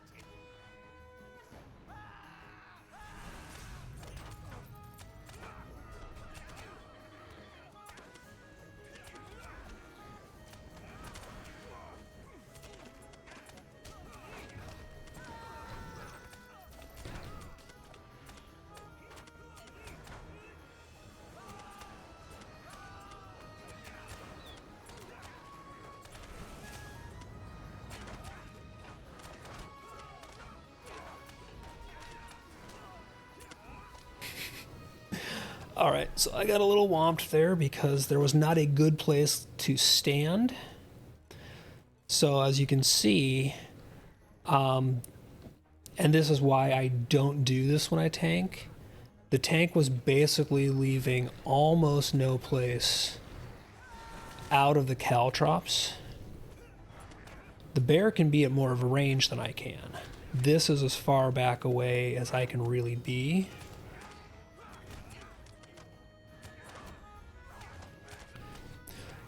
So that is why I move mobs when they drop caltrops behind them, and I move further than just myself out of them. I try and also leave room for melee DPS to have a place to stand that's not just a pixel.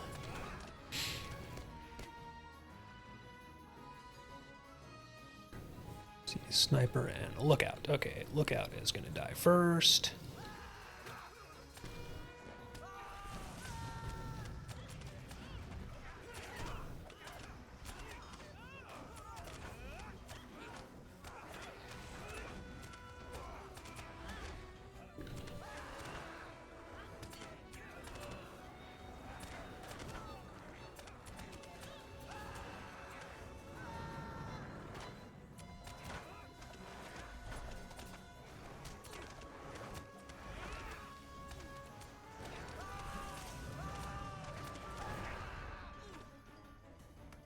Right, now we do have to keep moving, because this is kind of a bit of a gauntlet. Right, we got a trapper and a bruiser.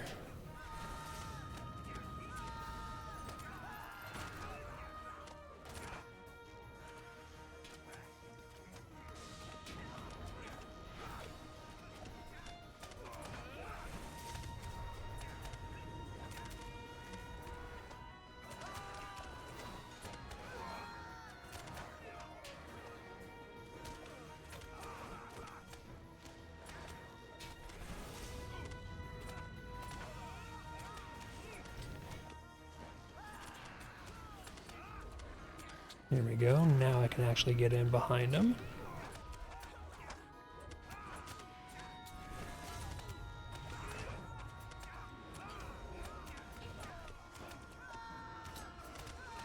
Now I wonder if this Guardian is not using Sting a whole lot in his rotation, just because, like, if anything, the Guardian should be getting a lot of corruption cleanses off.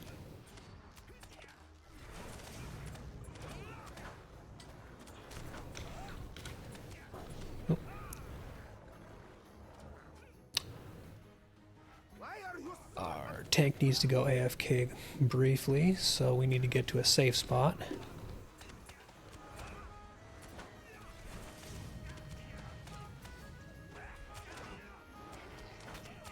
Which means we need to kill some of these fools.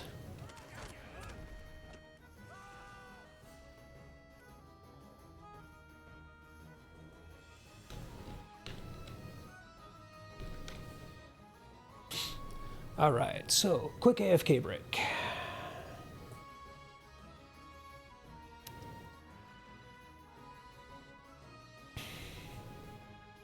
But yeah, it's definitely like, I know it sounds funny, but I love getting the chance to play with another tank.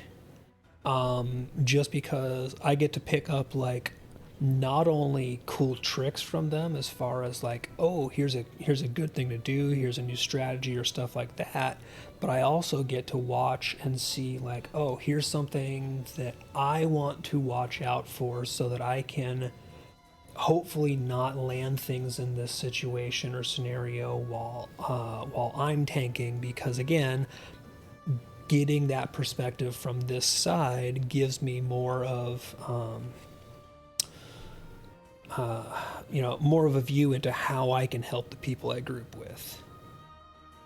Not a plugin for induction bars, no. I basically just have them displayed so that I can see them. I know that stuff like Prime plugin and things like that, there are ones that can display extra info to you when things are going on. I have not gone through and set those things up.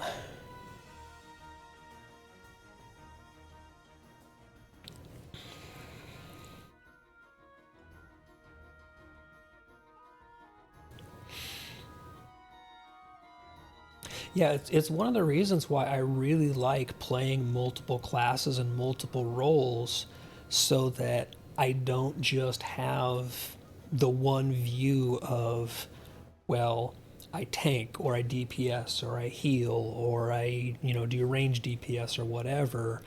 The more I play different, perspectives and roles and things like that, the more I can get a view towards like, oh, here's maybe something I can do to make other people's lives easier. All right, looks like tank is back. And we go right into fire.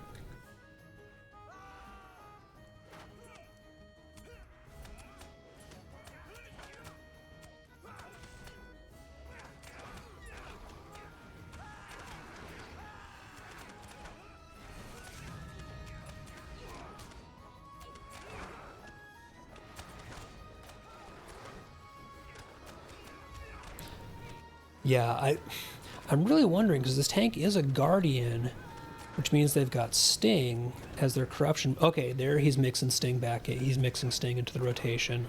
Good. He might have just been working it on other mobs.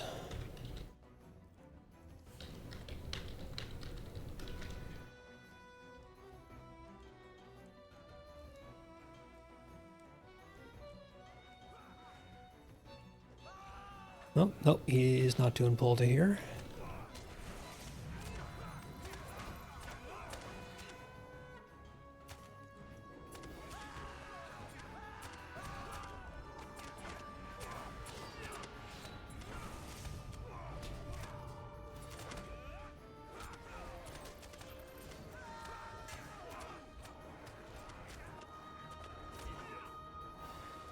But you see right here where I'm rooted. There we go.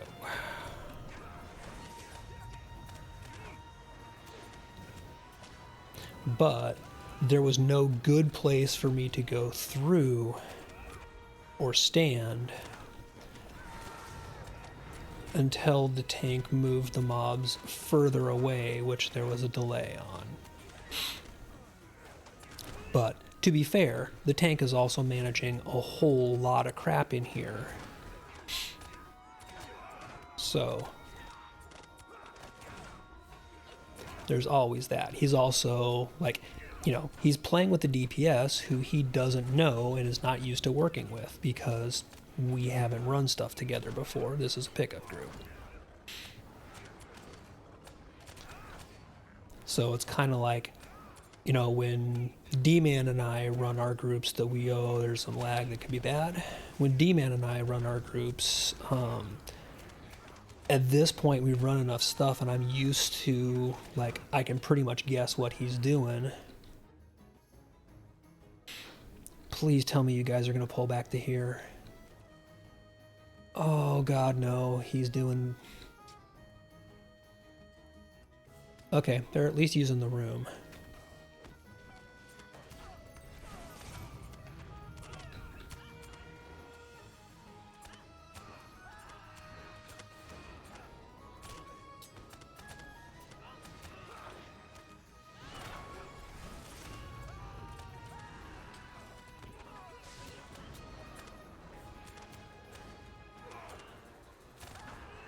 They got reinforcements off.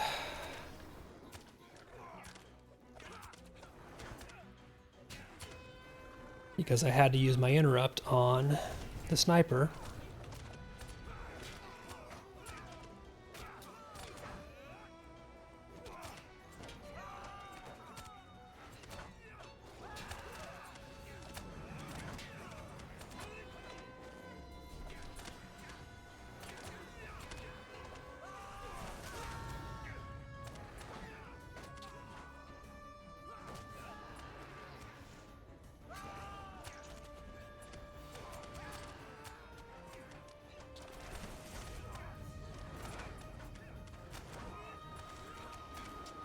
But thankfully at this point it's just 2 bruisers.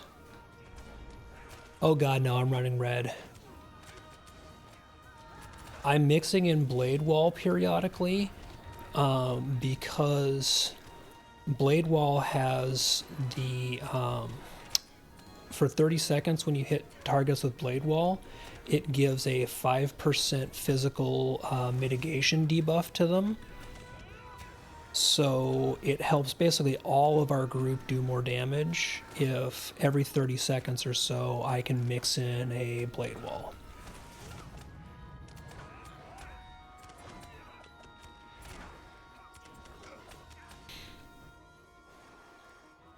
That was actually a good recovery.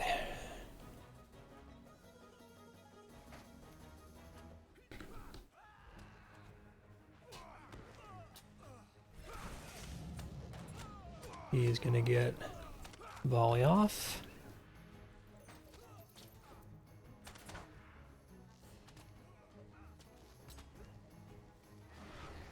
Where's the tank going? Okay, we're just doing this. Thankfully, it's still trash pulls. I can sprint back. So this is why I don't like using the underhangs for this. Because basically you're making all of your fights come in close quarters with no maneuverability. Yeah, right now, basically, if you've got a good offhand, okay, let me just get this sniper out of the way. If you've got a good enough offhand and don't have to worry about maintaining that, for red line champion at the top level, people are running dual wield even before they get the 6-piece set bonus, specifically because at this point with red, some of our it basically maths out to apparently he did not like me. Apparently it maths out to still better with a lot of our abilities, losing the per hit damage but getting the extra offhand attacks in our strikes. Yellow and blue are both still two-handers, and it's not a massive difference as far as. All right, so I'm gonna have to concentrate a bit on the boss here, so bear with me. And throw scrolls at least.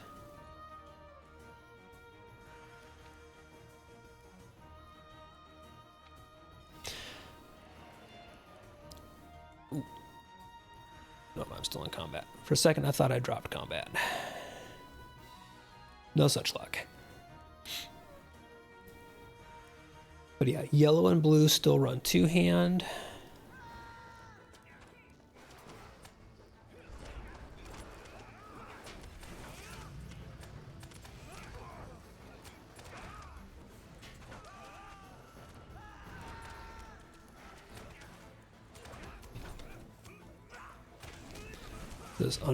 This is an unfortunate fight to have this much melee in.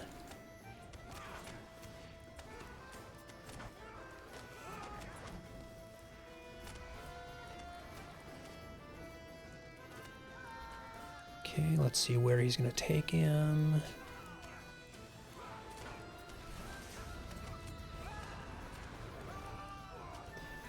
Don't know where you're going. Okay, I see what you're doing.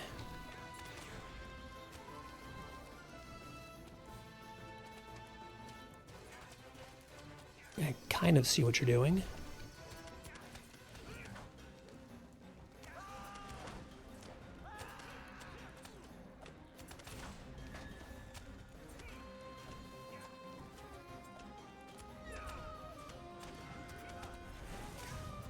Like, I really don't know precisely what he's doing with this mob.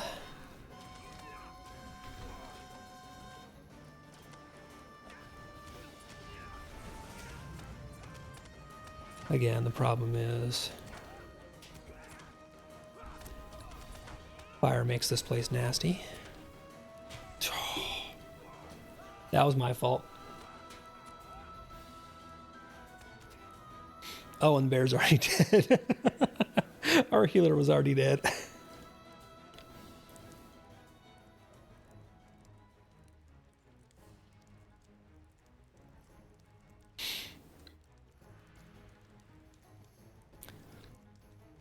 So this guy moves a lot more than I do, or I should say repositions a lot more than I do, and I'm trying to kind of get used to his patterns.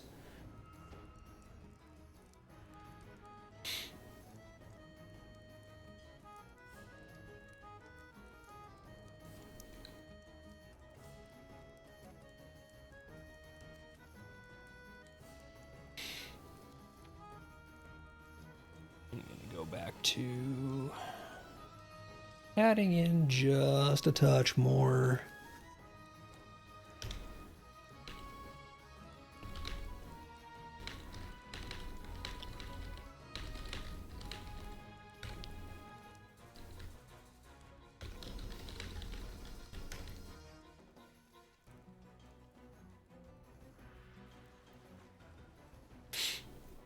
This is just one of those ones that is tough to manage, fitting basically a melee healer in the Beorning and a tank and a melee DPS in.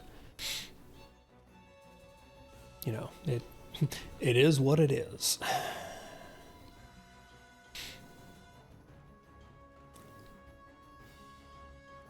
That's one of the reasons why positioning him is just so important in this one.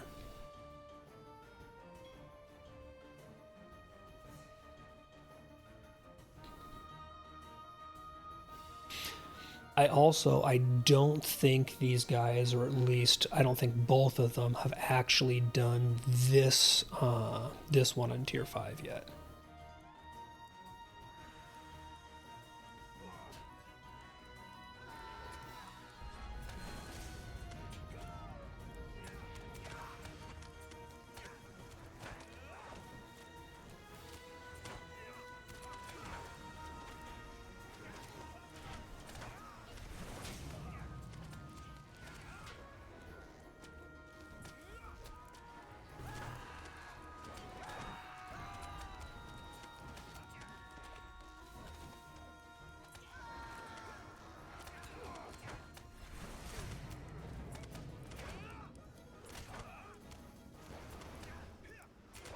So that also makes it tough.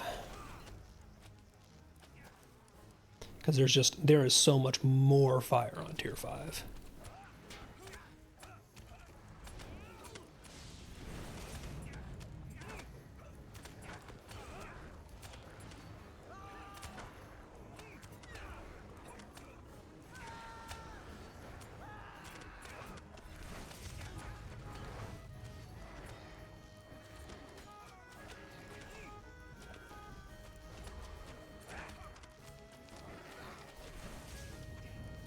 Right, where are you bringing him? Good, good, good. That was the perfect move there.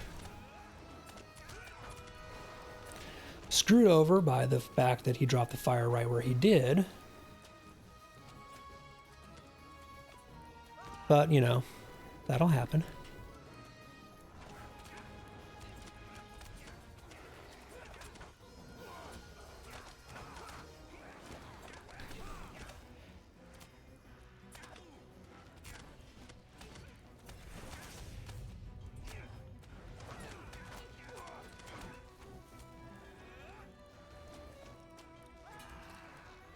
Okay.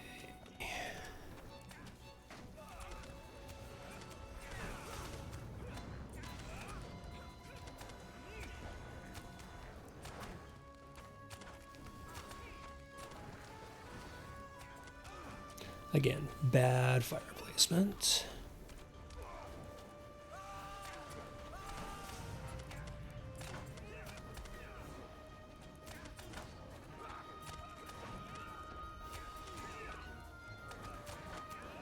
Oh, don't stand in a flame spitter.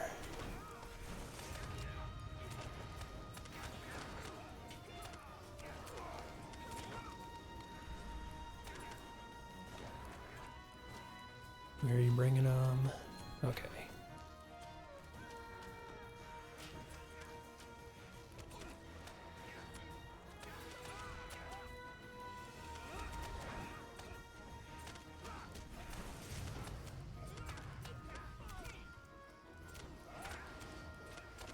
And this should be about done. There we go.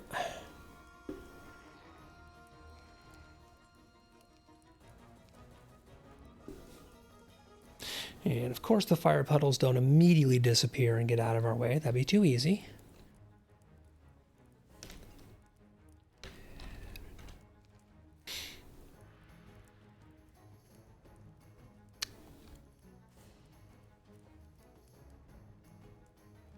All right, I'm hoping that he's going to, okay, cool. He's doing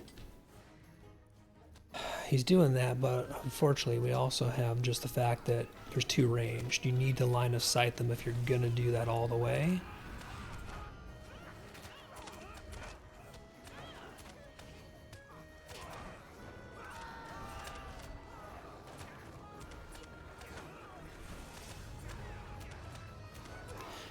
Sniper Trapper is just a bad 1-2 punch. Or Sniper Trapper Mender. Rather 1-2-3 punch, because all of them are kind of priorities in their own way. But the other nice thing is that all of them die so much faster than the bruisers do.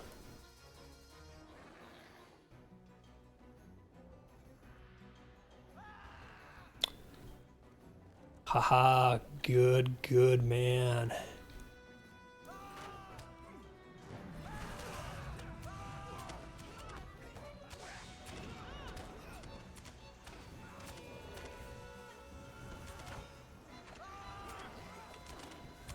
No reinforcements for you.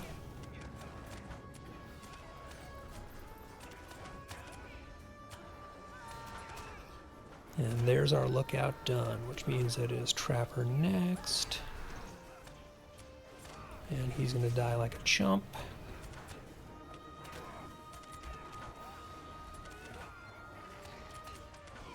And just down to the bruiser.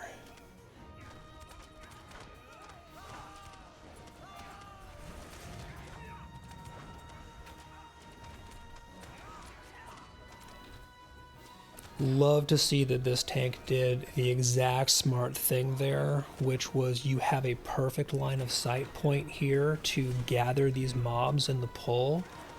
So many tanks do not take advantage of this partially or fully, and this dude went right to it, which is just like chef's kiss.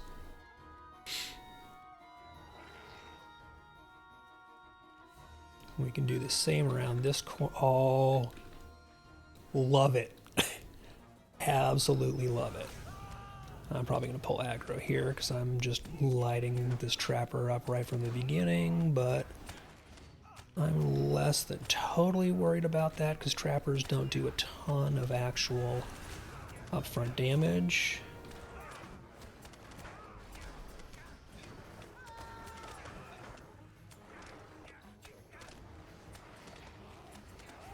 And Trapper down onto the bruiser.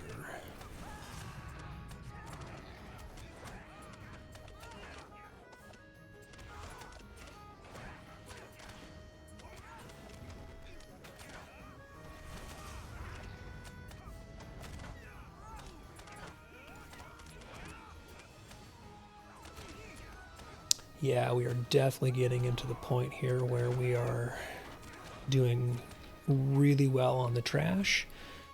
So this is another pull where you can pull them all around to this side here.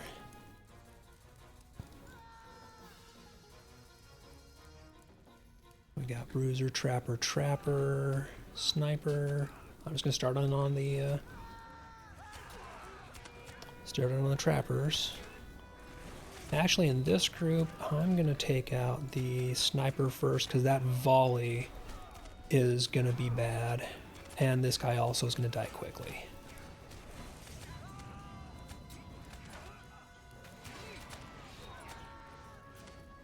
So I don't care if I pull a little bit of aggro. Lets me do that. Okay, now on to first Trapper down.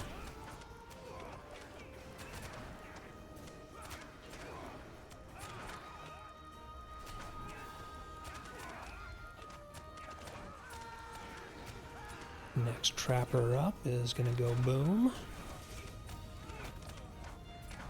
And start purging those corruptions off of the Bruiser so that he goes down easier.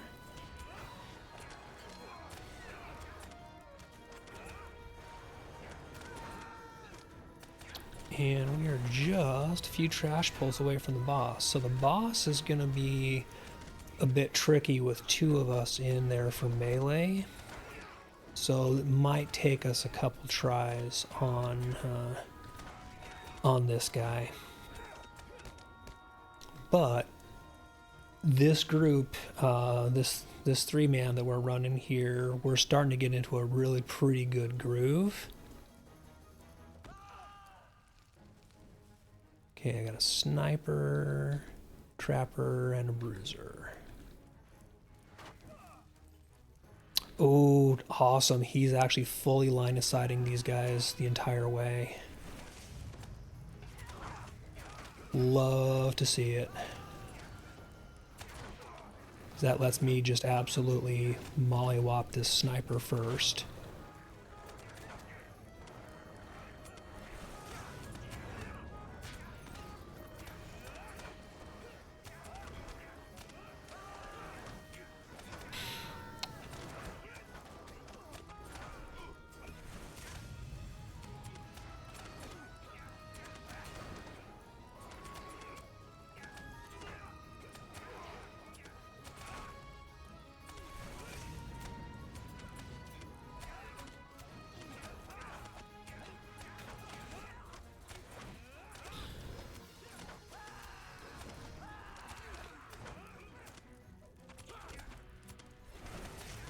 Burning through a little bit of power, but I am still good.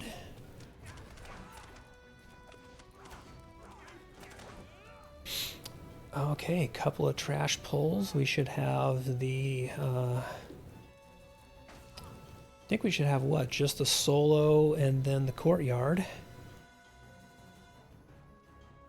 Solo's an easy pull to back here.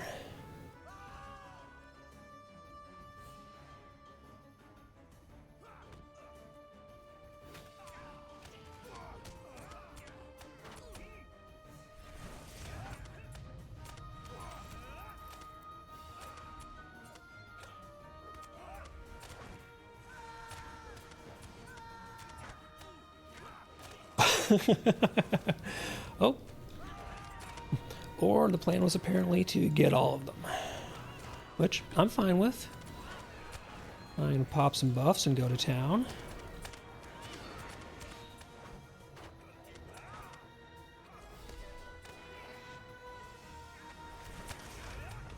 Although I lost my lookout. The mender, I think, got a heal off.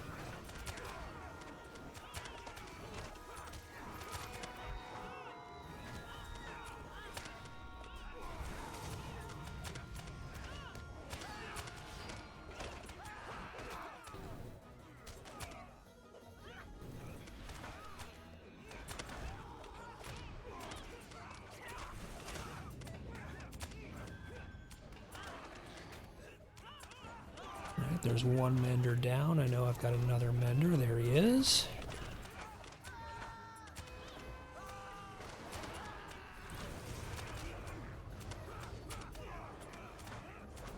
Okay, I don't want the bruiser next. Where's my trapper? There you are. Trapper lets us get the Ickers out of the way. Less people getting wormed. Right now, Sniper is source of damage, so he goes bye-bye.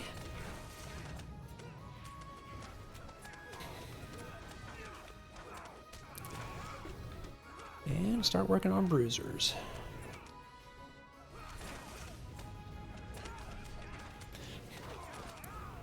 There's a part of me that wonders if the Beorning did that on purpose and went and pulled the rest of them. Because honestly, kind of awesome. Not gonna lie. Just like, hey, let's do a big pull.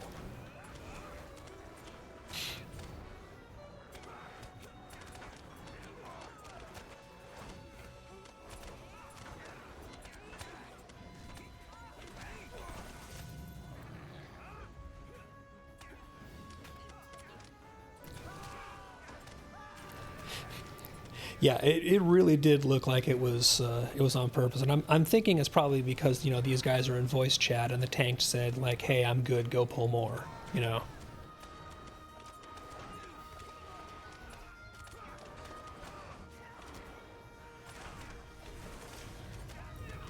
Which I gotta respect, because that got us the courtyard and the solo pull. Whew.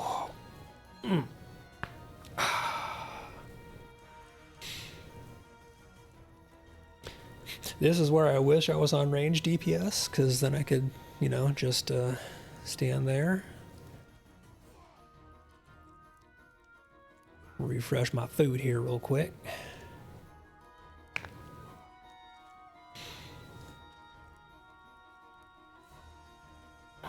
I think I still have the 2 pieces of mid gear on, which is good because, again, I'm going to have to dodge through some fire in this fight.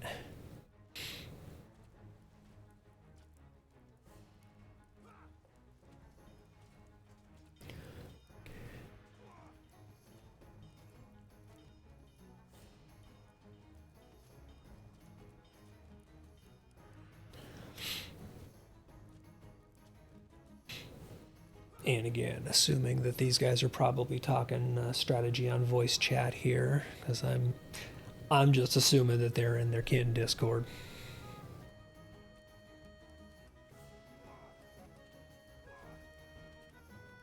Hopefully the Beorning takes off to his little area. No, I think the Beorning may actually be in here in melee with us. Okay, well, From the beginning! it'll be a thing. It'll be a melee party. I was kind of hoping that they would go off into the safe spot. Oh, and there we go.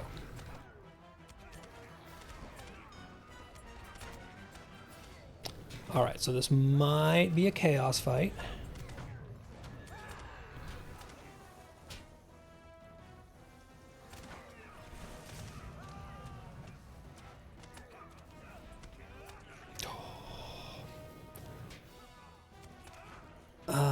Yeah, we have the bear did not unworm himself.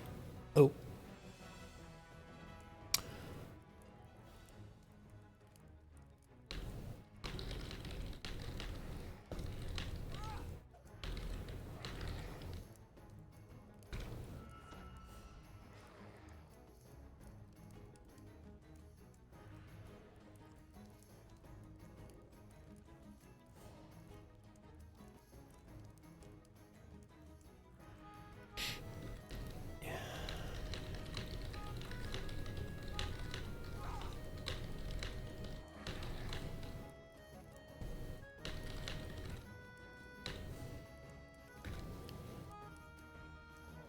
I'm checking to see if the healer knows the spot where they can stay and not get hit by anything.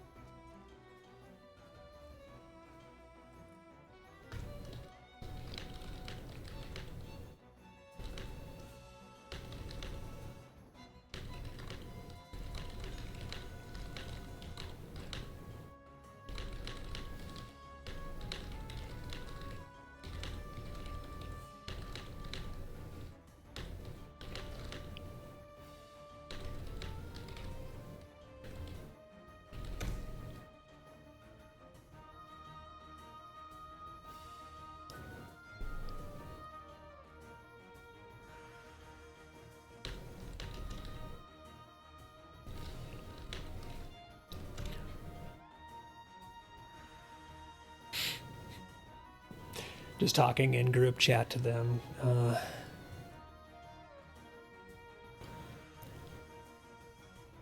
going to show the Beorning the kind of safe spot.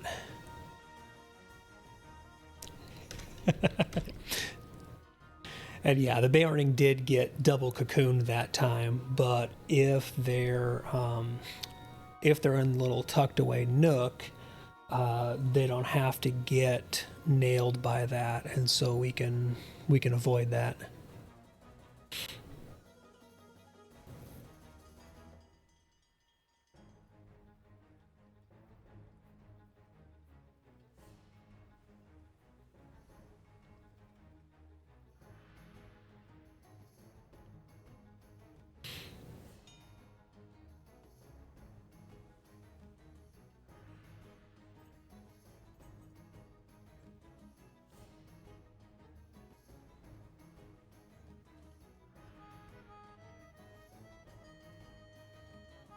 I think one of them's AFK. Oh, there we go.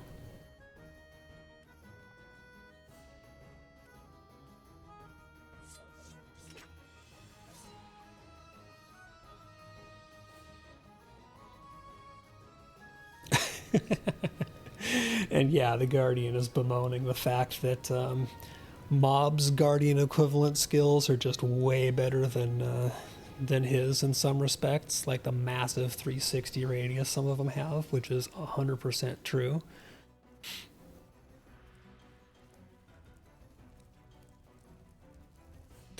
All right, so I'm going to dip in to the left here and kind of show Beorning.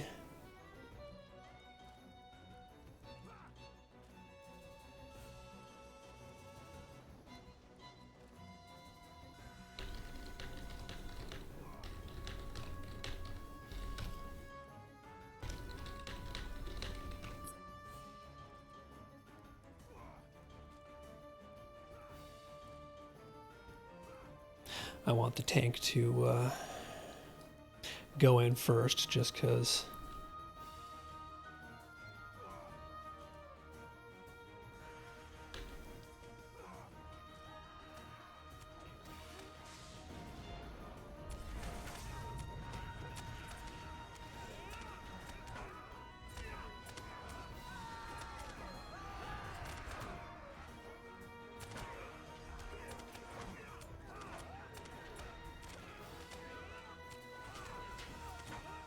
Okay, come on, Paul. Oh, nice move.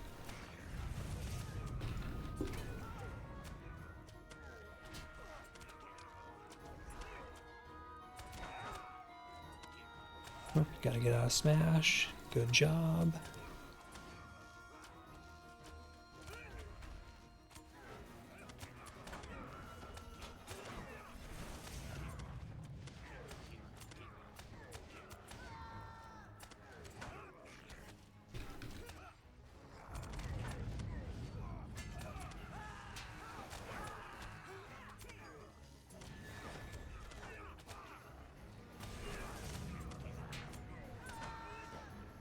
Right, move back towards the healer.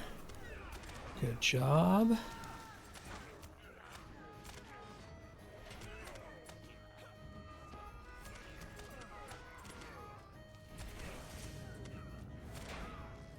Fire pot is annoying. Smash is annoying. Right, come back to the healer. Come back to the healer, please. Good, good, good.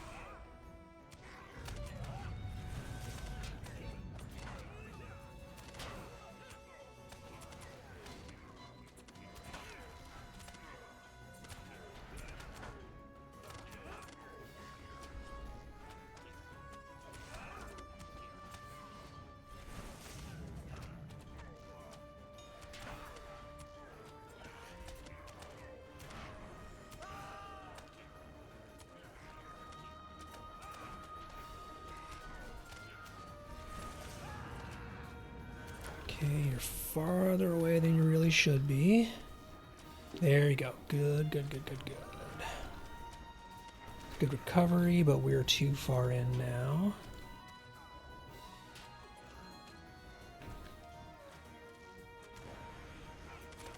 This is further away from the healer than you want to be, buddy. You do not need to be all the way over here. Quadrant dance with me, please.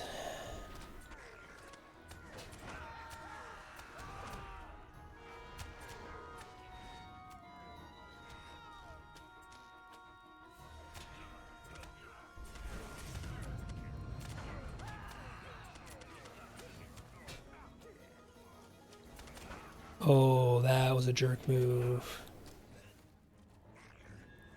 That is going to be a death for me.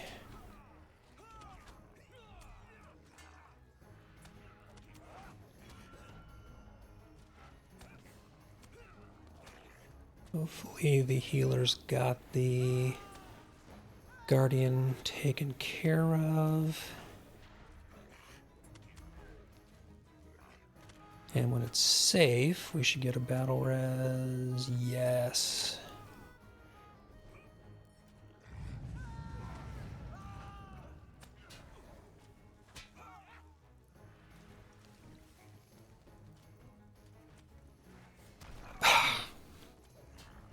I had no heals and it was throw boulder.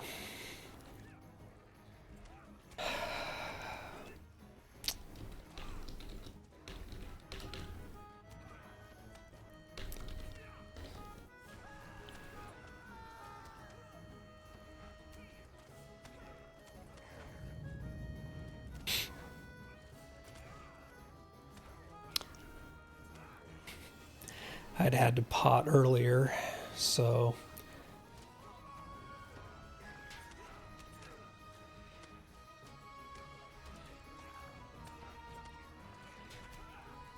This again is kind of where I wish I was tanking.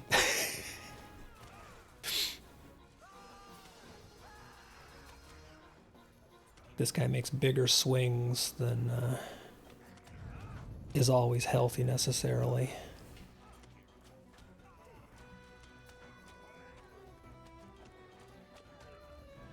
Don't stand and smash, dude. Don't stand and smash. Oh, wow.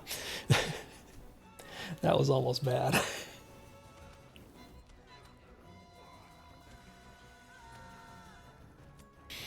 So the problem is he's got a stacking enrage that he's more or less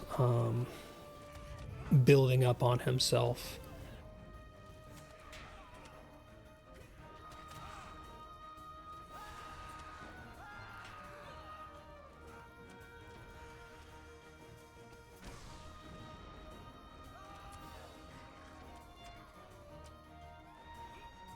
And a Guardian tank just does not do any significant damage, unfortunately. So the enrage is going to start getting really nasty.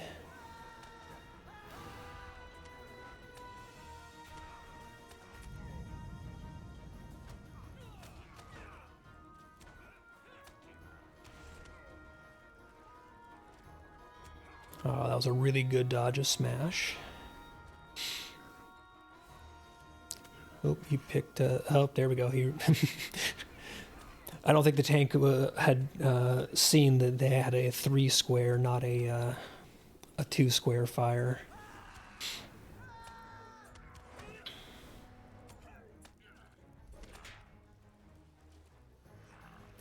It can be really hard to see with the fire pots, and the tank is using the that Guardian ground AoE. You are standing in bad. There you go. I mean, the tank's got good mitts. But he just got clobbered there.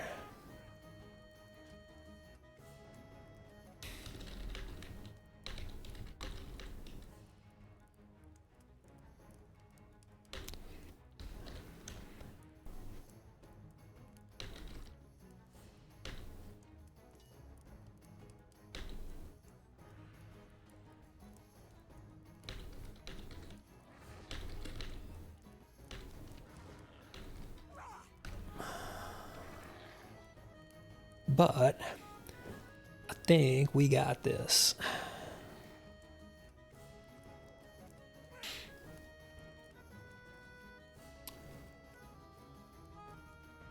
Got the Beorning into their safe spot, which is good, which means that the healer isn't going to be getting wormed as well.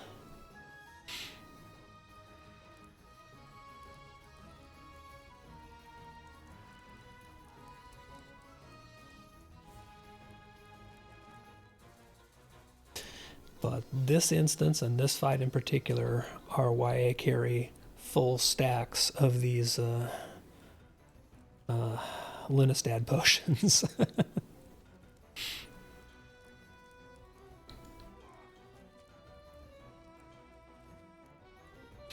See, buffs are all good.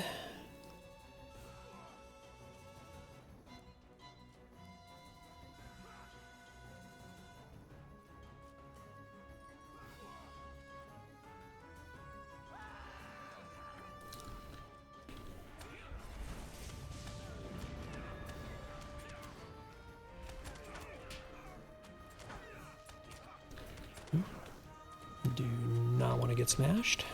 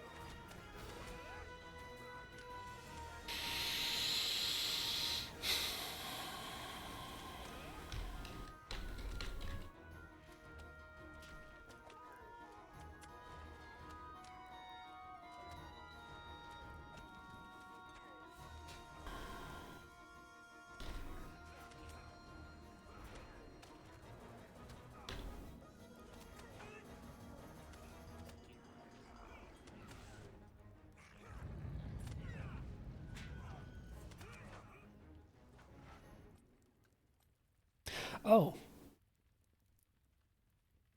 What? Oh. Nope. Lotro's crashing. I just got the white screen of everything is bad.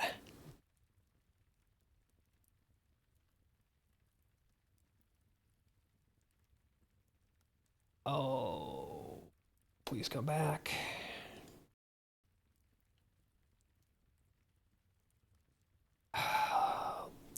Lotro client 64, non-responsive.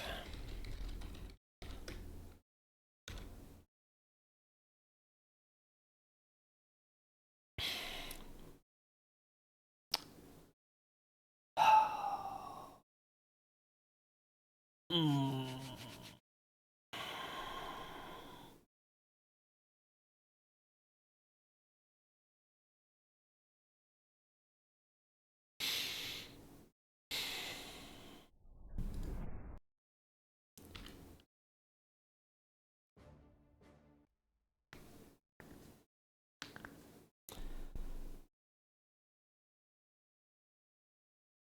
Sigh.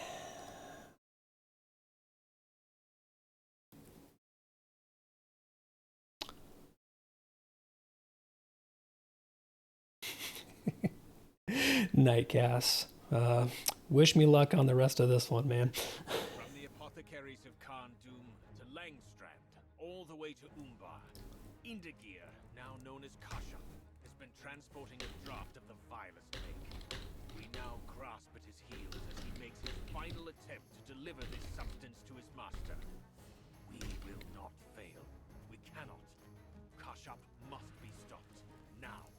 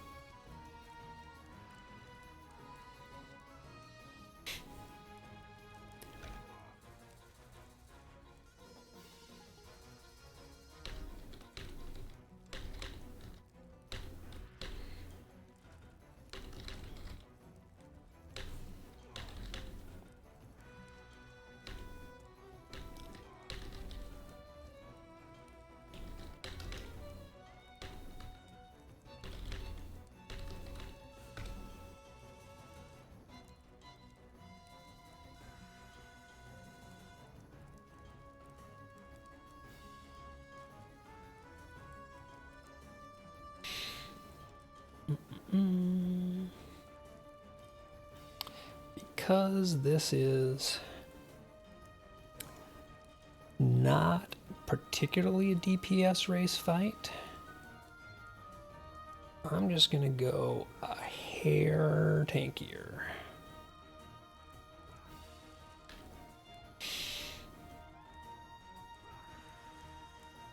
So that drops me lower than ideally like to be on my crit physical mitt, or crit and physical mastery. But if Lotro is going to be like this tonight, that puts me back up at 47 and 40 on my mitts. And that should give me, and that's before scrolls. So, yeah.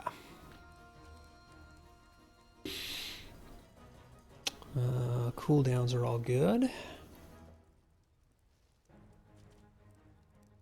Whoa.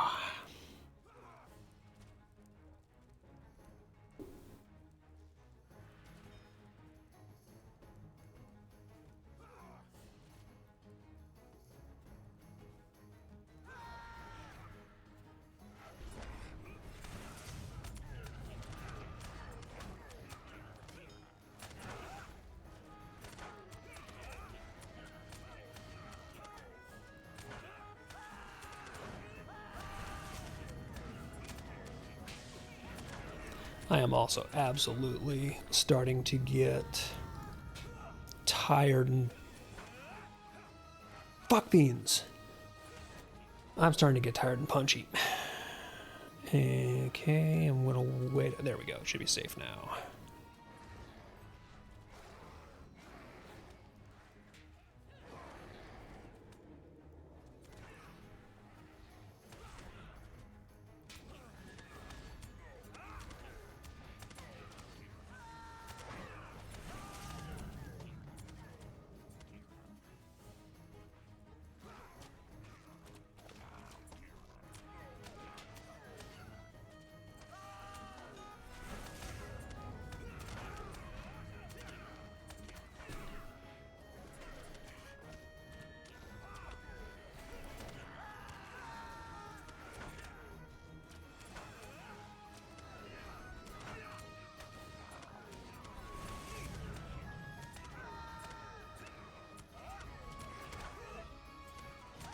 Yeah, you didn't really need to move them.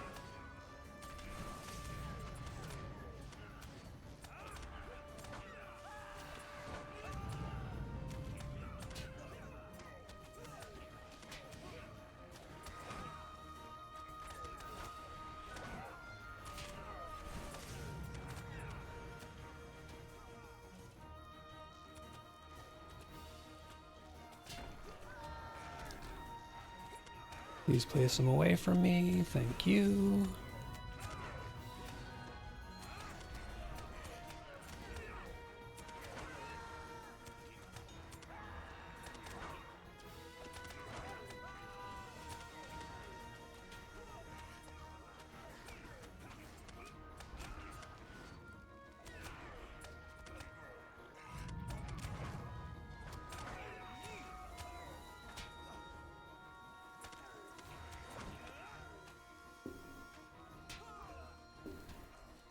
Tank got double wormed.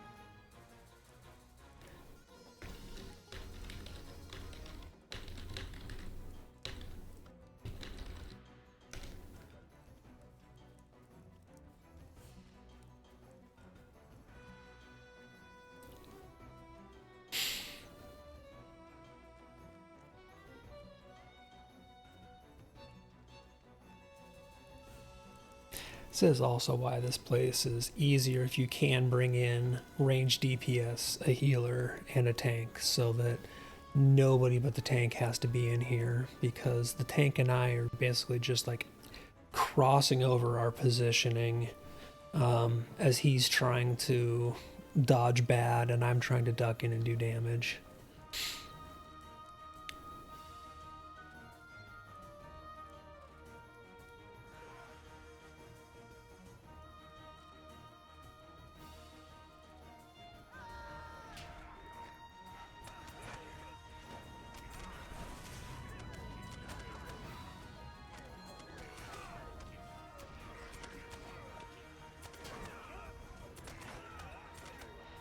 I've got threat.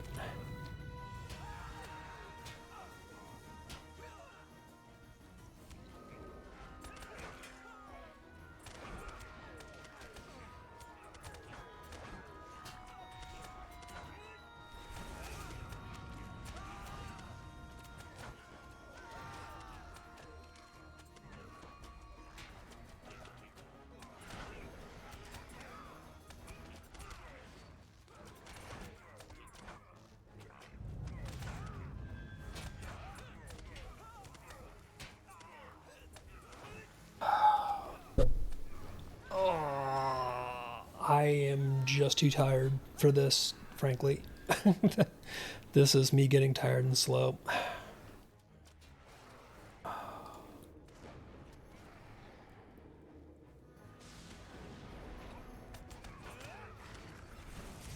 That was not on them in the slightest. That was just me starting to fade.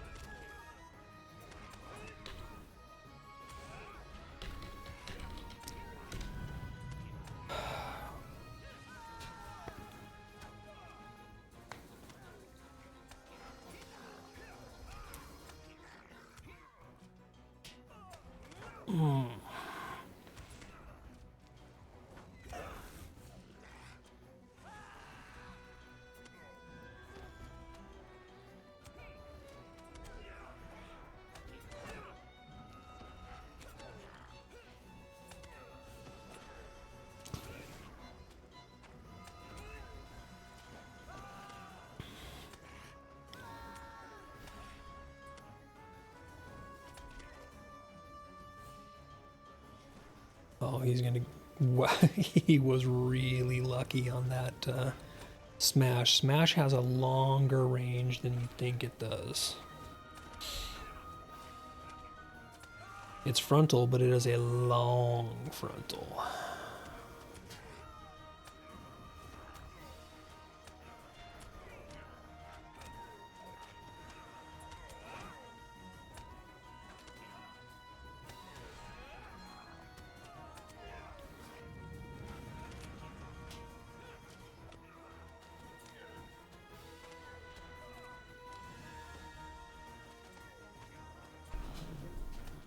Where's my...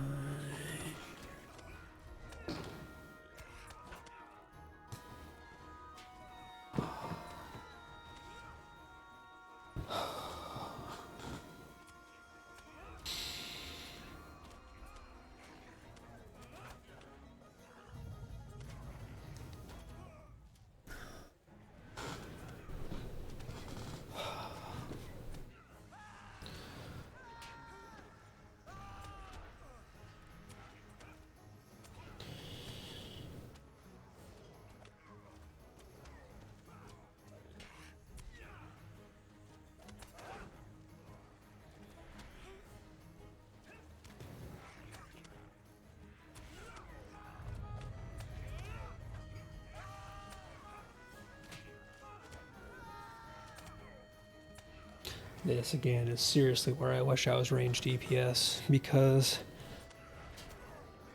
this nonsense wouldn't be happening.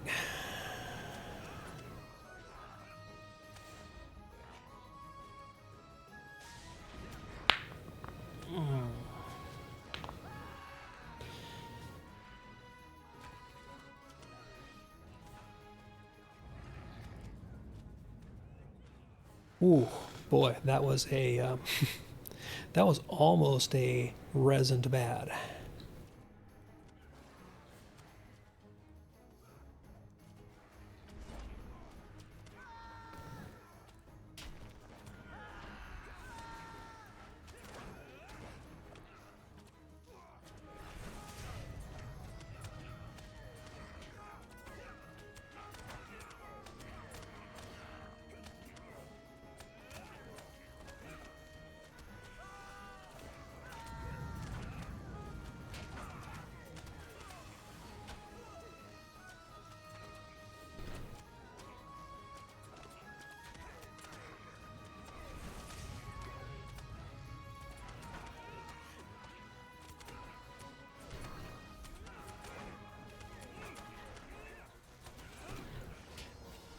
Problem is, I'm just not getting time to catch up.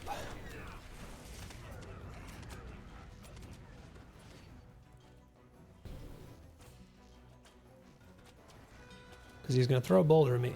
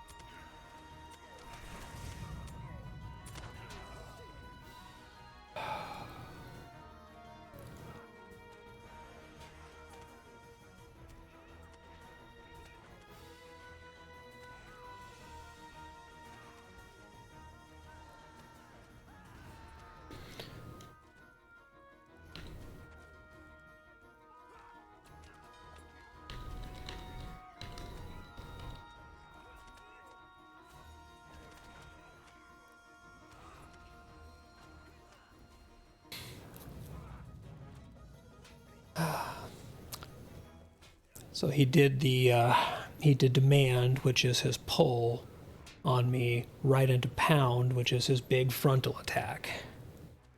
So that was just like hardcore jerk move.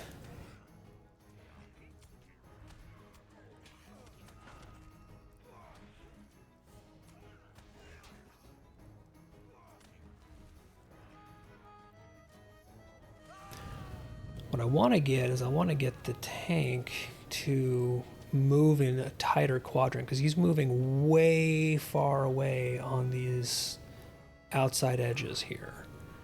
If you stick basically circling around this rock in the middle of the room as much as you can. Oop. I'm going to take that res as soon as that's clear. Oh.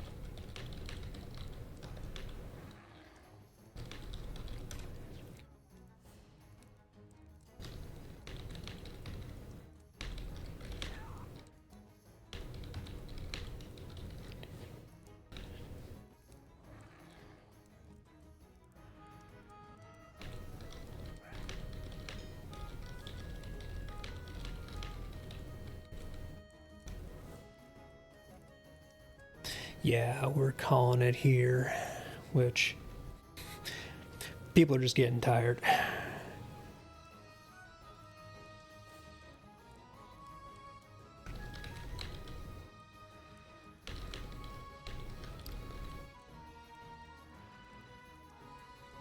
Which is fully understandable. You never want to be just sitting there and like beating your head against something.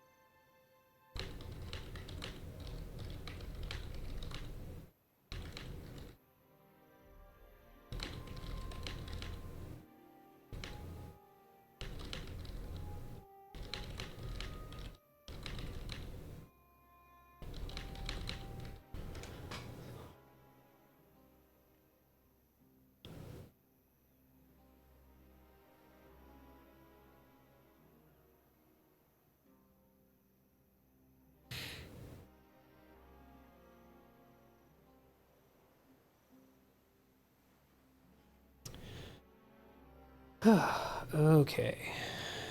So...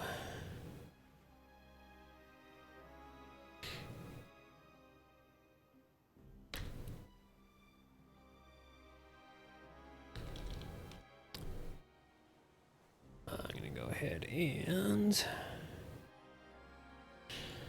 leave group.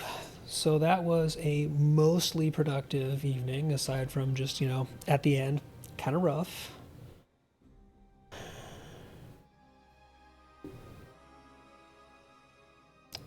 One thing I do want to just double check here. So what does all this stuff technically fall under? It's not Gundabad.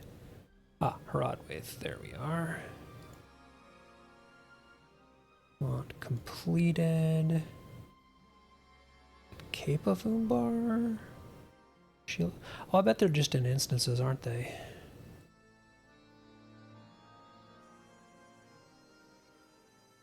Where's all the... Oh. Of course, there's a Vumbar instances completed.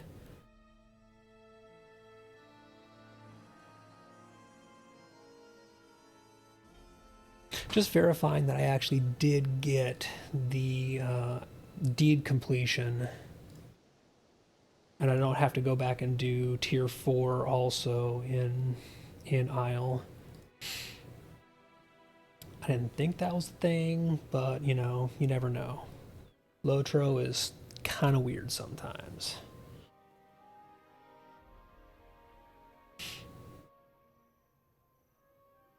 I do still want to do tier 4 just to get the having done all of them, because that gives me the Survivor of the Isle of Storms is just going back in and actually getting tier 4 done. But that is definitely going to be for another day. Because that was probably about half an hour longer than I should have been doing that, but we should have been able to get that. That was just some bad luck and it being at the end of our night. Anyhow, let's see who is on and playing things and stuff that I can toss to... Oh, well, there we go. I didn't think he was going to be on, but we'll go hop over to Poteen.